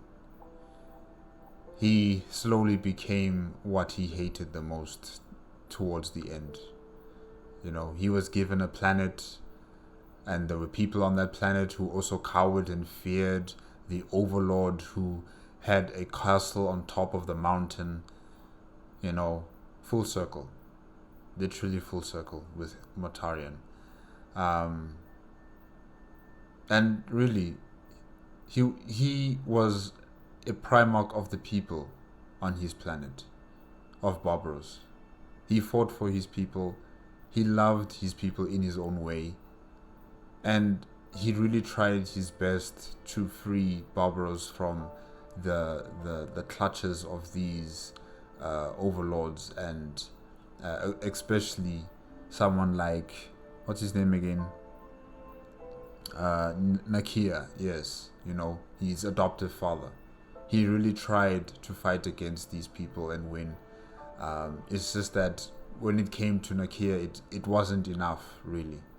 That's why I'm saying maybe he should have created armored personnel carriers to carry his soldiers all the way up there. But yeah, you know, that's neither here or there now. It's too late.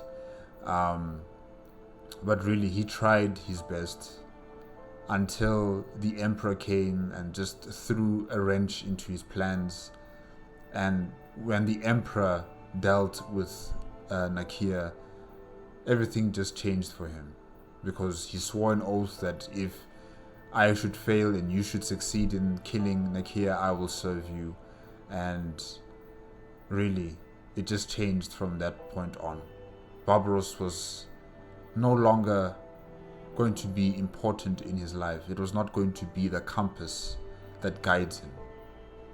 What guides him now is his hate, his paranoia, his vindictive feeling of how the Emperor treats him and how he treats his other sons, and how the other sons also treat him, especially when you look at how Horus and Sanguinius were trying to judge him or to teach him on how he should conduct wars on non-compliant empires in the galaxy.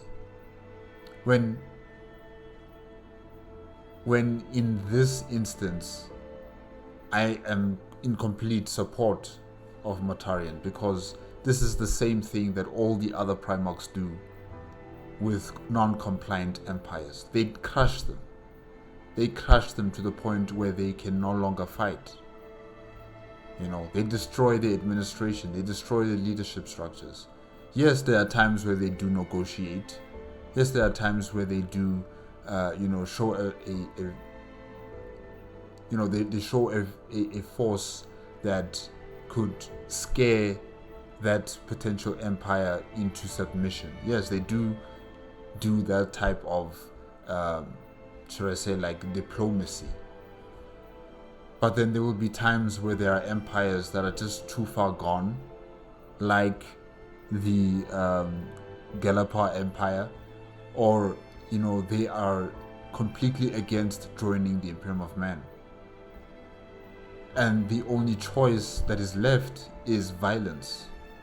It is death and destruction. And that's what Mortarion was doing. But of course, some of his brothers did not understand that notion.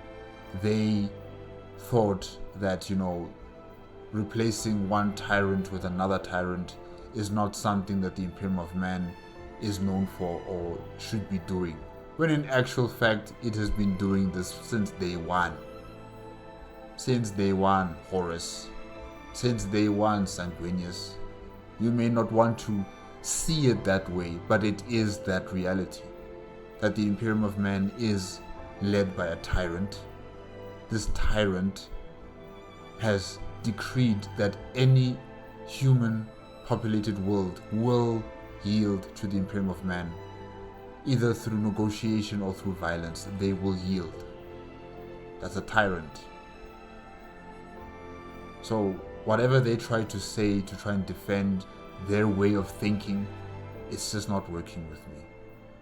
It's just not working with me. They wanted him to be a builder. That's not his prerogative. That's not his job. His job is to defeat the enemies of the Imperium of Man. If you want someone to build, get people from Terra, get people from other places within the Imperium of Man that will come and assist this planet to conform to imperial standards. So yeah, he had a difficult time adjusting himself to this new reality as a Primarch belonging to the Imperium of Man. And like I said before, he didn't trust his father. He does not like his father because of what he is and how powerful he is as a psyker. It reminds him too much of his adoptive father. And really, his fall into chaos was a sad and just a very disappointing situation right there, because this was someone who was totally against psychers, totally against warp knowledge. But his hunger for knowledge, his desire for more, led him to his ruin, led his legion to his ruin as well. So it's a sad situation for Mortarion, because when he was under the control or under the thumb of Nakia, his only escape from that reality was knowledge. His only escape from that pain and suffering was reading books, was understanding the past, was investigating and experimenting and writing out his own thesis on different subjects. And now that part of himself has led to him heading down to the path of corruption. So it's sad, really. And what Jagatai Khan was telling him on Prospero about Mortarion becoming a hypocrite, that he's gonna act like he doesn't see his other brothers performing and practicing warp practices and infusing themselves with the deals from the Chaos Gods. He's going to pretend like he doesn't see any of that stuff. It is a fallacy. It is a fallacy.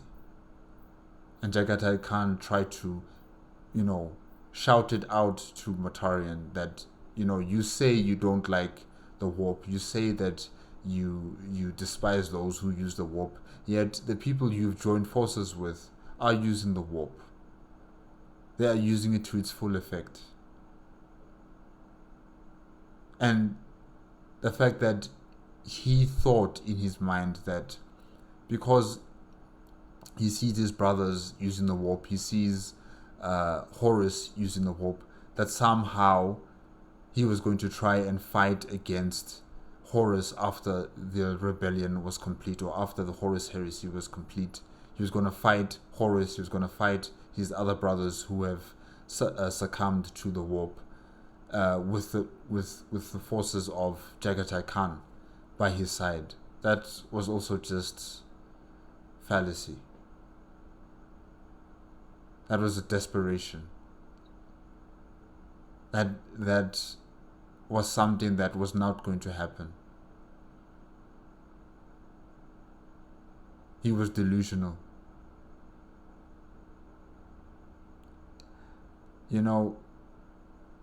This Primarch, really, what happened to him on his home planet and what has been happening to him throughout the entire Crusade and then heading over to the Horus Heresy, it is just another tragic story of a Primarch who could have been better. who could have been a far more amazing and, a public servant to the people. Because he had that potential. On Barbaros, he was the greatest example of what humanity needed. Someone who was strong, someone who was capable, someone who could teach us, someone who could guide us, someone who could free us from tyranny, someone who could protect his people till the bitter end. He was really a perfect example of what a Primarch should be. And that Mortarion was robbed from us. That Mortarion died the moment the Emperor decided that he is going to make a deal with his son, and that he's going to shackle him in chains, and he's going to work for him as a tool. From that moment on, that Mortarion died. The Mortarion of Barbaros, he died right there. So yeah, it's a tragic story. And yeah, definitely he was a hypocrite. He turned into a hypocrite, slowly but surely. Even when he realized that he was also a psyker, something that it was so hard for him to accept, and it seemed like it was so shameful. Really, it's sad. It's sad what happened to him. And yeah, guys, I guess that's it. That's it with Mortarion, the Pale King. Very interesting video. Very interesting video on this character. Thank you again to the Amber King for producing such great content. And of course, all the voice actors who contributed, especially Avox in the Void. Thank you. And yeah, thank you as well to AnthraxScribe3238 for requesting that I should react to this video. It's been really fun seeing the rise and the downfall of Mortarion of Barbaros. Yeah. Guys, if you want to check out the original video as well as the Amber King's YouTube channel, the links are going to be in the description below. If you like my reaction, please give me a like, comment, and subscribe to my channel. Click on the notification bell if you want to be up to date with my latest videos. And I'll see you guys next time with another Warhammer 40k content video. Yes, hopefully it'll be next week. Yeah, I'm tired right now. I can't continue any further. I've really reacted to two very powerful and impactful videos from the Amber King. Very powerful. The first one was Commissar Yarrick, and now the second one here is Mortarion, the Pale King. Really good stuff. Okay, guys, good night.